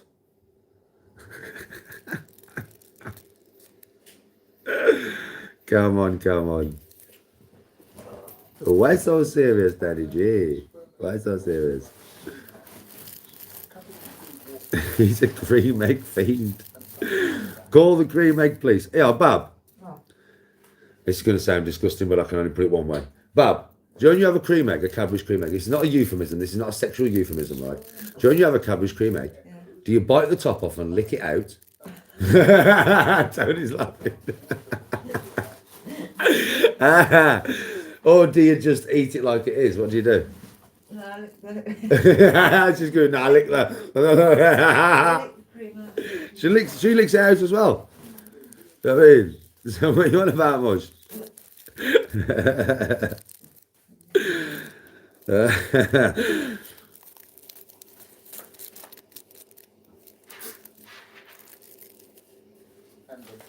That was funny the way you did it, man. She went, no, I'll lick it. No. That's what she did. Oh, God. These lot don't half miss a treat with you. I'm not being on camera, I'm telling you. They miss a treat. That then would have had them in stitches and the clip channels for the next 12 months. Just that little motion you just did then. That was fucking hilarious, babe. Oh, God. You lot don't half miss a lot, you know. I swear you don't half miss a lot. You think fucking Tony's... There's only one Tony, mate. Yes, Steve, please. Not a school This is the most random. You started it. Oh, Jimmy, you started this random conversation, bro. You fucking started it. We're just all going along with it, bro. You're the instigator of the licking Cadbury cream eggs out. Farther,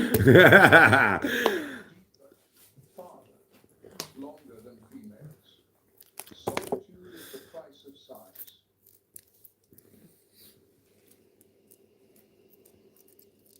Oh, hit the thumbs up, folks, if you haven't already, you know. I can't believe it. I know there's people who ain't done that yet, you know. Come on, man. The giant squid, tentacles stretching dozens of feet, eyes the size of dinner plates, the largest eyes in the animal kingdom, evolved to capture every last photon in near total I know you do, deeply. Loads of people forget every time. They just forget Forget what? to hit the thumbs up. Helps the creator, though, that, you know, folks. Helps the creator. I'll get help. Get help. The encounter unfolds beyond the reach of Michael Jordan knows. any scientist. Get help. Light. There is only darkness Seek and counselling. two colossal creatures. I'll come with you.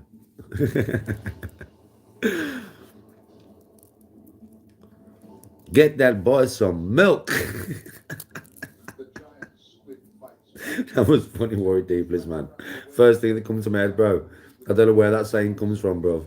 But it's from some American film or something, in it. But I swear, when I was dying, it's the first thing. Get that boy some milk. That Evil Dead thinking. Weird. Oh yeah, listen to this. We watched a new horror film last night. Do any of you like horror? Before I go, do any of you like horror? Are any of you into the horror flicks and that? Thousands of times in its lifetime. Was it Evil Dead Burn? You need a 120mm rod tube. Bamba, can you please put that in my... Yeah, it's the eye, you know, the first eye. It won't go in. Can you please put that into the comment section of one of my videos? So then I'll see it, because after this live goes, I won't see it. Cheers, bud.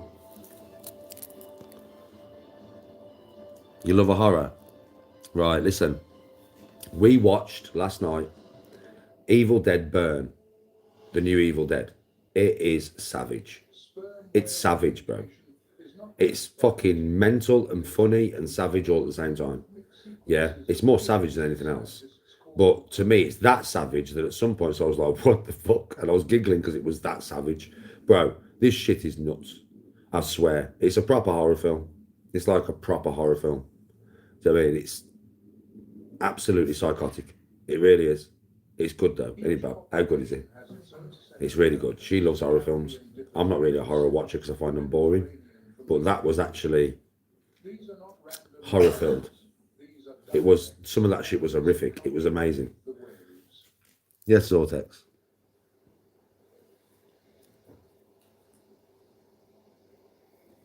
The new Evil Dead Burn.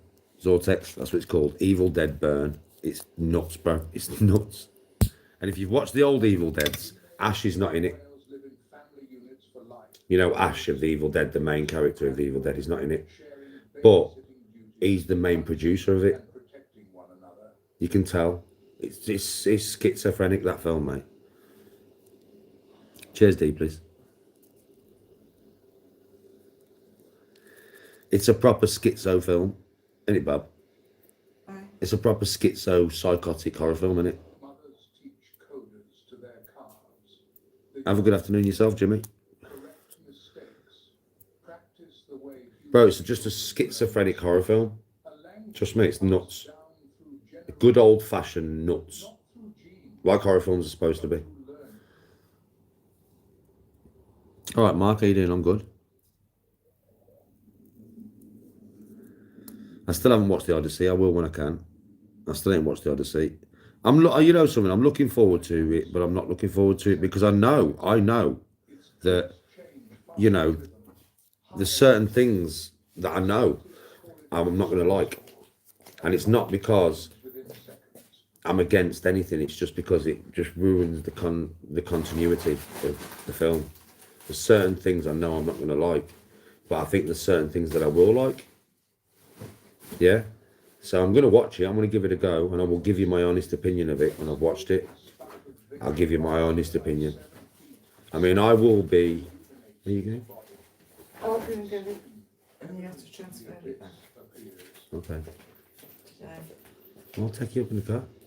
well, it says that that thing could come at any time from there till 6:25. Okay, you want to wait in? I'll wait in for that. And then you just want to be by yourself and do it. Hundreds imprinted by giant squid suckers. Well, I've got my son now. Is a battle. Each battle is a dive Look, it's the keys in the shop. You know, I like the shop.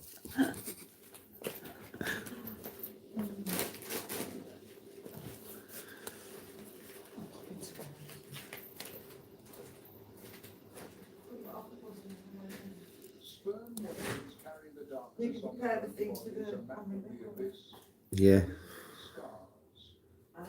I'll cook it. I'll cook it at about 4 o'clock. Well, actually, I'll do it sooner than that. I'll do it sooner than that because I'm going to go on my gaming live and all. Then do just prepare it all ready.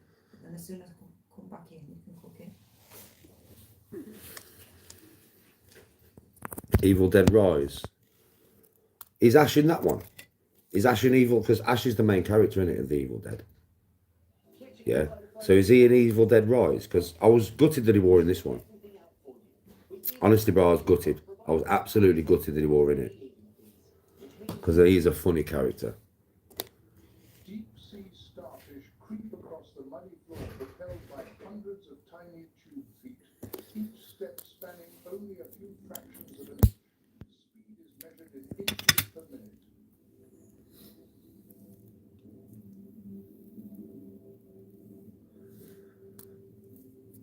So you're going to get a cooking live shortly. Soup omelette. Soup omelette, then gaming live. And then tomorrow,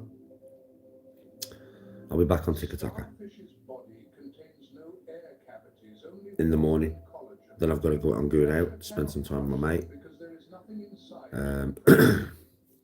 And then on the afternoon, it'll probably be TikToker again. And then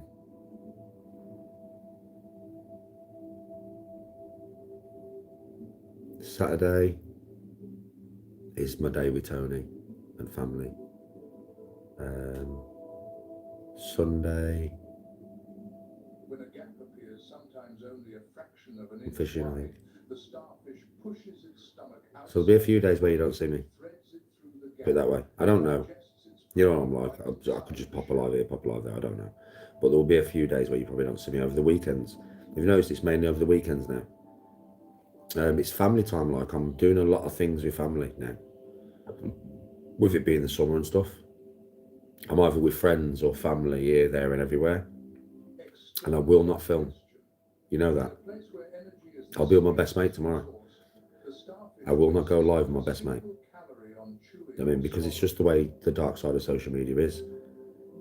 I don't want to put. They don't want to go on camera because they don't want, obviously, the kids and everything being brought into this, which there will be, and the missus is being brought into this, which there will be, and you all know that. It's a shame, really, that social media is that way. Because if it wasn't that way, and families were kept out of it, you miss so much footage, man. Like last week when I was at last week when I was at my brother's on Saturday, Mum was getting drunk, playing pool, because I stopped at his for the night, don't forget. He was playing pool, getting drunk, having a right laugh. I mean, I was playing pool with like 8 lads, we was all just taking it in turns, and we was having some right banter. And I won't film that. Honestly, when I'm with my best mate tomorrow, me and my best friend Alfie, we literally just palm off each other. I mean, we really do. He's my best friend for a reason. He's the funniest dude ever. Alfie is one funny motherfucker. Do you know when you have that one friend who's always in a good mood? Always. Do you know, I don't know if any of you, if you don't have a friend like this, you need to get one. Yeah, I swear. Do you know, I have my best friend Alfie. He's one of them dudes that, do you know, if I'm in the worst mood ever, I want to murder the world. So if I go and spend 5 minutes with him, I forget all about it. Because he'll just have me laughing within 5 minutes. That is literally my best friend. And you would love him, I swear. Some of you have seen him before anyway. He's the geezer who stripped at Tony's 50th and got his arse out and that, yeah? That's Alfie Bush. He's fucking off his tits, man, that geezer. Do you know what I mean? But he's funny. He's a lovely bloke. Lovely man, good family man and all that. You know what I mean, right? He's a really good family man. He's very family orientated. Very good with his kids, man. Do you know what I mean? Very good with his missus. Yeah. But I won't put him on camera. I won't. My sister won't put it on camera. Me and my sister have a right little mad relationship, mate. It's fucking funny as fuck. She's my big sister. She's 12 years older than me. Same age as my missus. Yeah. And I swear to fucking God, Sammy's nuts, man. My sister's nuts. And when she's drunk, she's fucking nuts, man. I mean, imagine me in a female version. Yeah, that's what my sister's like, me, but female. She's fucking off her head, mate. You miss all this. All of it. All because the dark side of social media can't keep people's children and families and mums and dads out of it.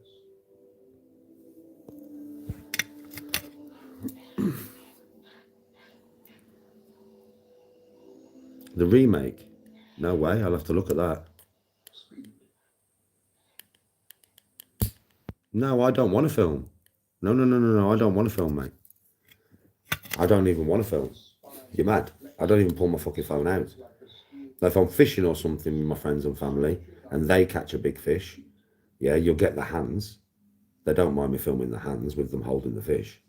You know what I mean? But that's as far as it'll go. But that won't be a live. That would be on that would be on a video. I'll never film them. That's my choice. I mean, some of them might not want some things filmed, yeah, but it's my choice because they wouldn't stop me filming anything. I can film live whenever I fucking want, mate. My family never tell me nothing. They can't tell me anything. I do what the fuck I want. But I do it out of respect for them. I didn't realise how toxic YouTube is until the last few years. You've got to understand the dark side of YouTube was not really like this before. We all know, people who've been here for a long time. No, families and that was not brought into it.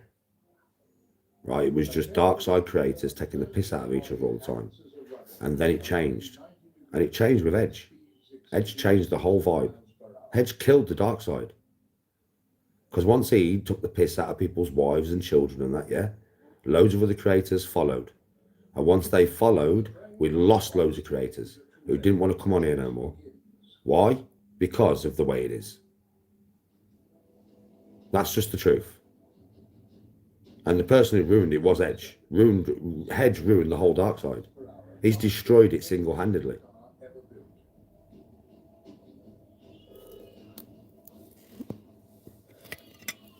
Body temperature surges to 105 degrees Fahrenheit.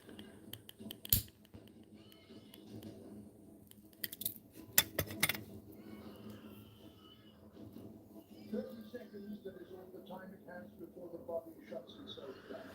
Philo, you've been blocked on TikTok. Yes, CM. Velo. I don't know who would have blocked you, Velo. The cheetah's forepaw hooks the Tompkins gazelle's hind leg. The prey crashes to the ground. You don't dote or pine after your wife. Does that mean I don't love her? I don't know what you mean, bro. You have lost me. It's only just begun. The cheetah's lungs heave with every breath. Its heart hammering at 5 times its resting rate.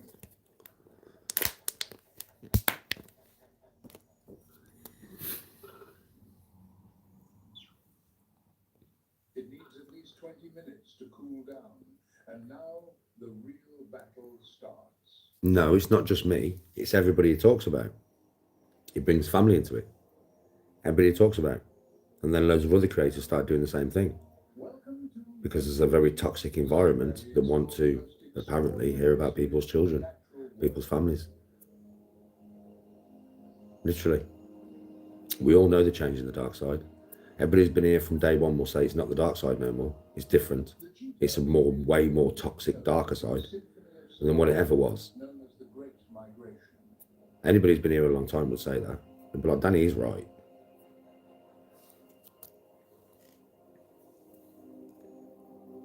Across this planet, billions of creatures set out each year, crossing deserts, spanning oceans. And I'm not talking about what he's spoken about. I'm not even going into his past and all that shit. I don't need to remind you all of that again and again and again and again and again, do I? Migration opens I mean, so I wasn't even talking about that. I was talking about people's families, bro. That's what I was talking about. People's families. The dark side used to be us creators just taking the piss out of each other. It's turned from that. Now families are targeted. And now families are targeted, the dark side has changed. It's become way more dark and toxic than it ever was. And that is down to one man who started that little march and bare other people that have joined him. And that's the truth. And nearly 2 million wildebeest receive a signal their ancestors have obeyed for millions of years. Oh, I know, CM. These people don't realise how vile it is, do they? They can't ever admit it. That's the thing, brother. They can't never see it for what it is because they don't want to. They don't want to see it for what it is, CM. And people like you and Wandering and that, you do see it for what it is. All the people who watch me see it for what it is. It's disgusting behaviour. It's disgusting behaviour, like. But it's like the whole of YouTube don't want to see it. I've said this before. You all know, like CM, everybody else who watches me, you all know. If I went down the same route and I started attacking their families and their children and all that, verbally, yeah, bullying basically the family and the missus, cyberbullying them, yeah, the audience would turn and get, man, Jesus, fucking hell, if I just put a fish back wrong, I get bear grief. If I just put a fish back slightly wrong, I get bear grief, right? For fuck's sake, bro. This is what it is. It's like the audience don't want to see the bad people, even though they know in the heart and in the soul that they are bad people with bad morals, with no morals, really. But they don't want to see it for whatever reason. They want to look at me as a bad person when you know I'm not. Everybody who watches me knows, listen, Danny might have his faults, but Danny ain't no bad geezer. Danny's actually a nice geezer. But I think that's maybe because of that's what it is, right? Because I'm nice and people don't want to admit that I'm actually nice. A lot nicer than any of these fuckers. Yeah. They'll just constantly just turn a blind eye to whatever they see. It doesn't matter. Turn a blind eye. Doesn't matter that that geezer's just disrespected somebody's wife, somebody's mother, somebody's grandmother. I mean, I've got a wife. Yeah, all of you will have a wife, a mother or a grandmother. But you don't think about it like that, CM. Some people do. People who come in my chat, they think about it like this. They think, hold on a minute. How about if that was my wife, who's done nothing to nobody? My mother, my grandmother, my daughter. And people do. Some people do, but not many. Most people, like I said, turn a blind eye. Don't matter. It's about Danny's family. It don't matter. They never put themselves in the predicament because apparently I'm the worst person in the world. Am I fuck? Am I fuck? Are you mad? The people who are calling me the worst person in the world are a lot worse than me. A lot worse than me. I'm just out here trying to do my own thing, bro. I don't really bother anyone. I don't attack anyone. I don't attack anybody's families. And that's another thing. I don't do what they do. I won't attack somebody's mother or somebody's fucking missus or somebody's kids. And that makes me a terrible person. Work that one out. It's nonsensical. That's why I've stopped trying to like roll with it. What's the point? It's fucking nonsensical, bro. It's like crazy. It's like I won't disrespect a woman or children or somebody's mother. That makes me a bad person. This person will disrespect somebody's mother, children, wife. That makes him a good person. How are you supposed to work with that? How the fuck are you supposed to fucking rationalise that in your head? You can't, can you? Now, any good person with a rational brain will be listening to me now going, to be honest, Danny, you're right. No, I can't rationalise that. Nobody can. So you're dealing with irrational people with irrational brains. What the fuck am I supposed to do with that? Like I've said many times, if I did any of this behaviour that these people do, if I spoke about anybody's family, anybody's wife, anybody's children, the way these people do, you would come down on me like a ton of fucking bricks, man. The whole of YouTube would attack the shit out of me, bro. Do you know what I mean? Look what I had when I was in Newquay with James. Yeah, and I'd had the trolls phoning the caravan site, telling them I was taking Class A drugs and shit in the caravan, nearly got kicked off. Phoning the fucking chip shop where I am to wind me up. Phoning the police on James for drink driving when he wasn't drink driving. Yeah, trying to get him arrested while we're on holiday and everything else that they did. It wound me up. I went out with James, I come back, and I was speaking about women, do you know, like basically like Bonnie Blue, but I didn't put my points across very properly. Yeah, but I didn't speak about no specific woman. I was generalizing about certain types of women, yeah? But I didn't talk about not one woman specifically, yeah? And how did everybody come down on me like a ton of bricks, bro? I can't believe you said that. Well, how about when Edjog is there talking about my wife like a cunt? Or somebody else's wife like a cunt? How about that? But no. It's okay. It's okay. He's allowed to do that. You're not, Danny. Do you know what I mean? You're not. Imagine that. What world do we live in? What world do we live in?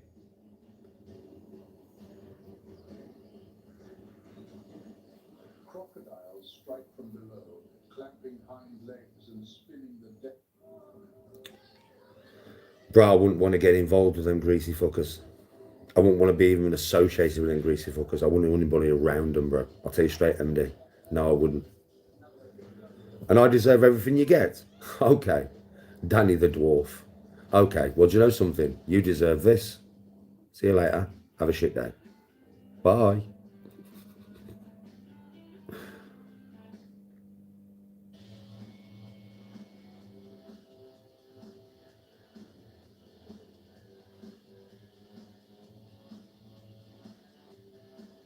Frankie, it's understandable, bro.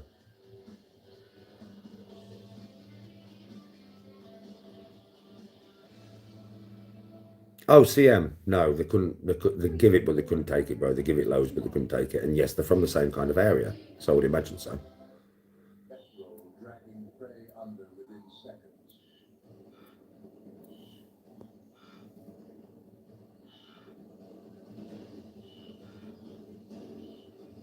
To me, one day, The lucky ones the consciousness, the audience may change.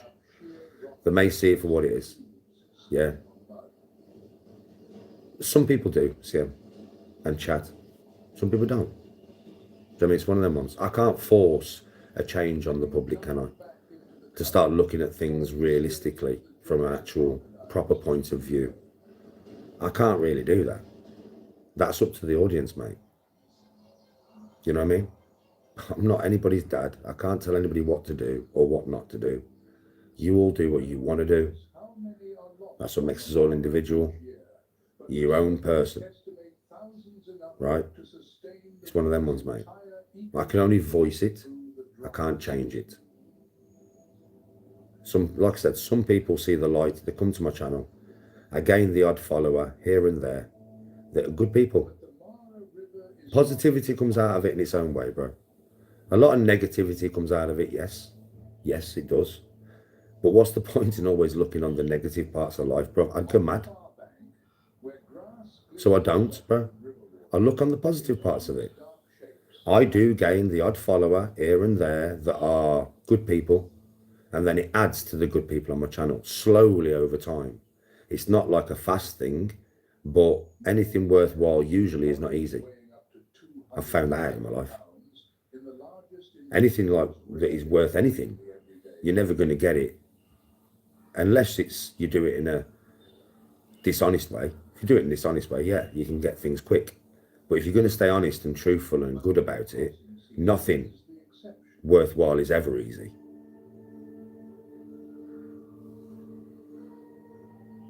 CM, you're not rage baiting me at all.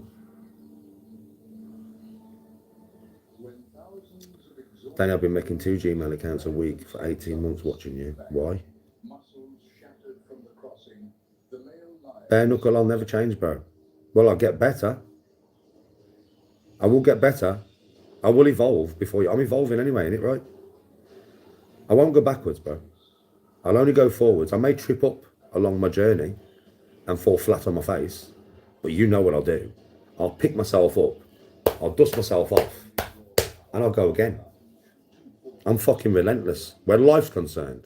I'm relentless, bro. Collapses the trachea. Life can't beat me.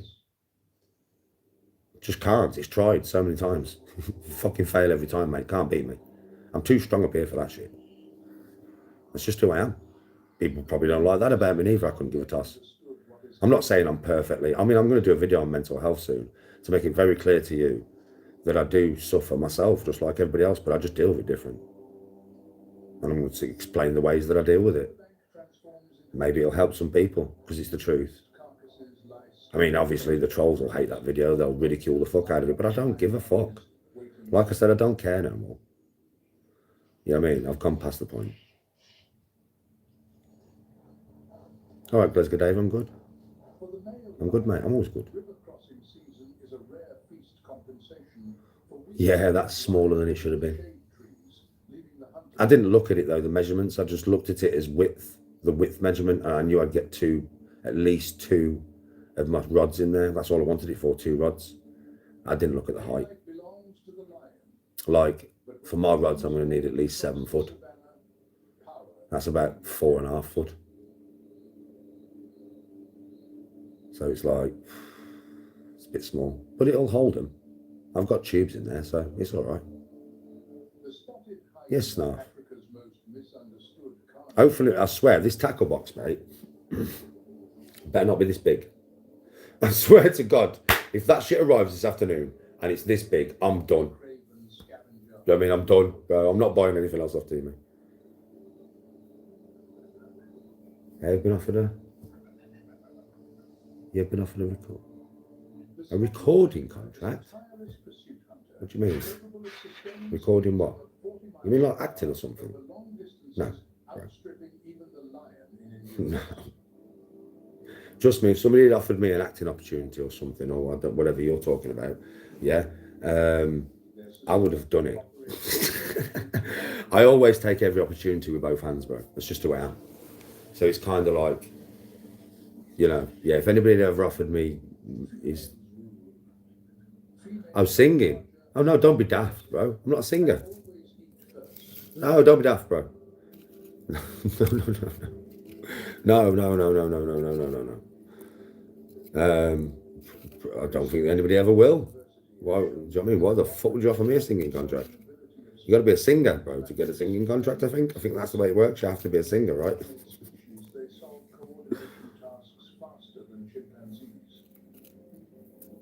I mean, I can hold a note. Do you know what I mean? I can hold a note, like, I suppose. That's about as far as it goes. All you need is one good song. Well, never even really thought about it, to be honest with you. It's just, I just sing for fun. That's all I do it for, innit? I just sing for a bit of fun, man. I don't really think about it in that way.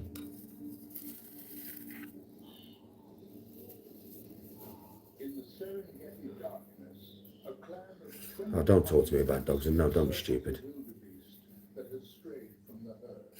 Don't be fucking stupid. But anyway, don't talk to me about no fucking stupid dog shit. Thought we were going from music to dog fighting. Wow. That escalated quick.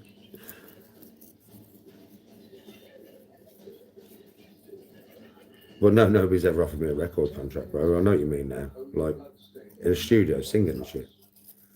Nah, bro. Fuck would I be singing? I ain't never brought no songs out. Well, I have. I brought out a Viking song years ago. About a guy dying in a battlefield and going to Valhalla and shit.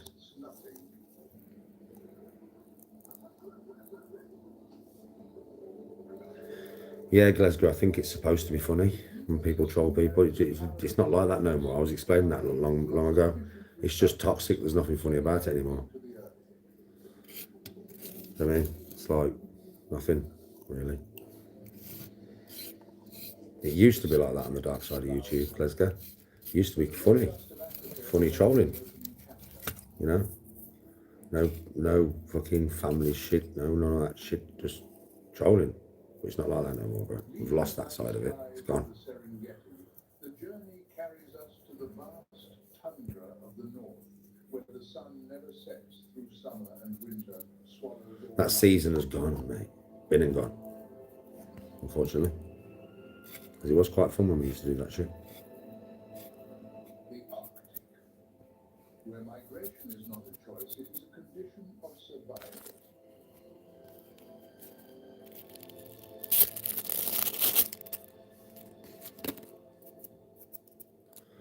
Oh, I know, Glasgow.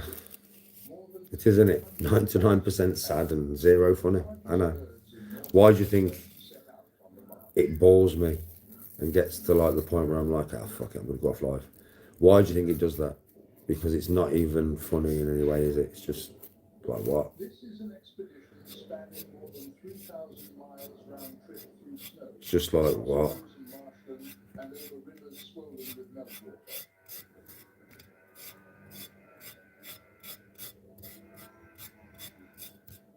That was a weird question from you, though, mate. Must stand within Yeah. 1 hour Honestly, have I ever had a record contract? You're either trolling, which I would suspect you are, or you're genuinely curious because you think I can sing. Well, if you're trolling, which I suspect you are, yeah, it didn't work out very well for you, did it? But if you're not trolling and you think I've got a voice that is worthy of a record contract, then cheers, mate. I don't think so, but cheers.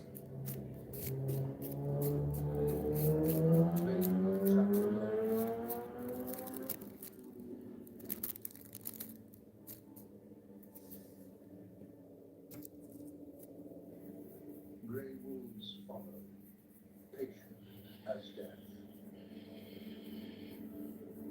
Give him a song. Advedere muvre, att när skulle de kaupa, fara blod ner merva, fara blod med vikingom, fara blod med vikingom, styra der om knäri, standa wapni stapni, styra der om knäri. Masters of attrition, grey wolves can trail prey for There you go. days on end, never resting, never sleeping, waiting for the moment of exhaustion to arrive. Or how about forget the situation and they got me facing like a living on my life. I was raised by the strife, but I've got to be down with the hood team to accelerate it. What I got me chasing dreams. I'm an educated fool with money in my mind. I got my tan in my hand and a gleam in my eye. I'm a low down gangster set tripping banger. And my homies is down, so don't arouse my anger. Fool, death ain't nothing but a heartbeat. I will live life till I die. Or what can I say? I'm 23 and I will live to see 24. The way things are going, I don't know. Modern science confirms exactly I did make it past 24 though, what just people about. understood millennia ago. Wolves do not destroy the herd they sculpted. Definitely worth a contract, mate. I'm high, I'm from outer space. I got Milky Way for blood, evolution in my veins. I'm gone, I've been far away. I'm illuminating now, making moves, starting waves. I've been dreaming about flying for a long time. I had a vision from the grace that want to co-sign. Artificially intelligent new AI. I'm your future, past your present, I'm a fine line, and I'm the missing link of this illusion. I am not really here, I'm an intrusion. I don't swim or sink, I just float. I don't need gravity, I just need growth. When I move, it's an earthquake rumble. I don't never fall, never stumble. And I don't need to be humble. Break down walls like Jericho crumble. A sea turtle, an ancient creature of tremendous weight, hauls herself onto the sand. With powerful flippers, she carves a cradle for life itself.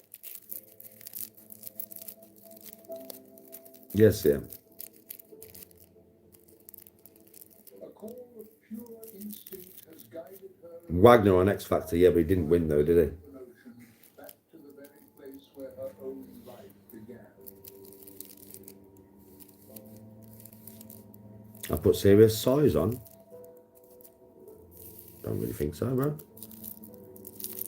100 lives I ain't. entrusted. I ain't. I ain't. Bro, look. Look. Look, you can get a good look at me now. But their fate is not determined Yeah, by look. genes. It hinges I ain't, bro. on something far I have more not. fragile. If anything, I've probably lost some. I'm more solid.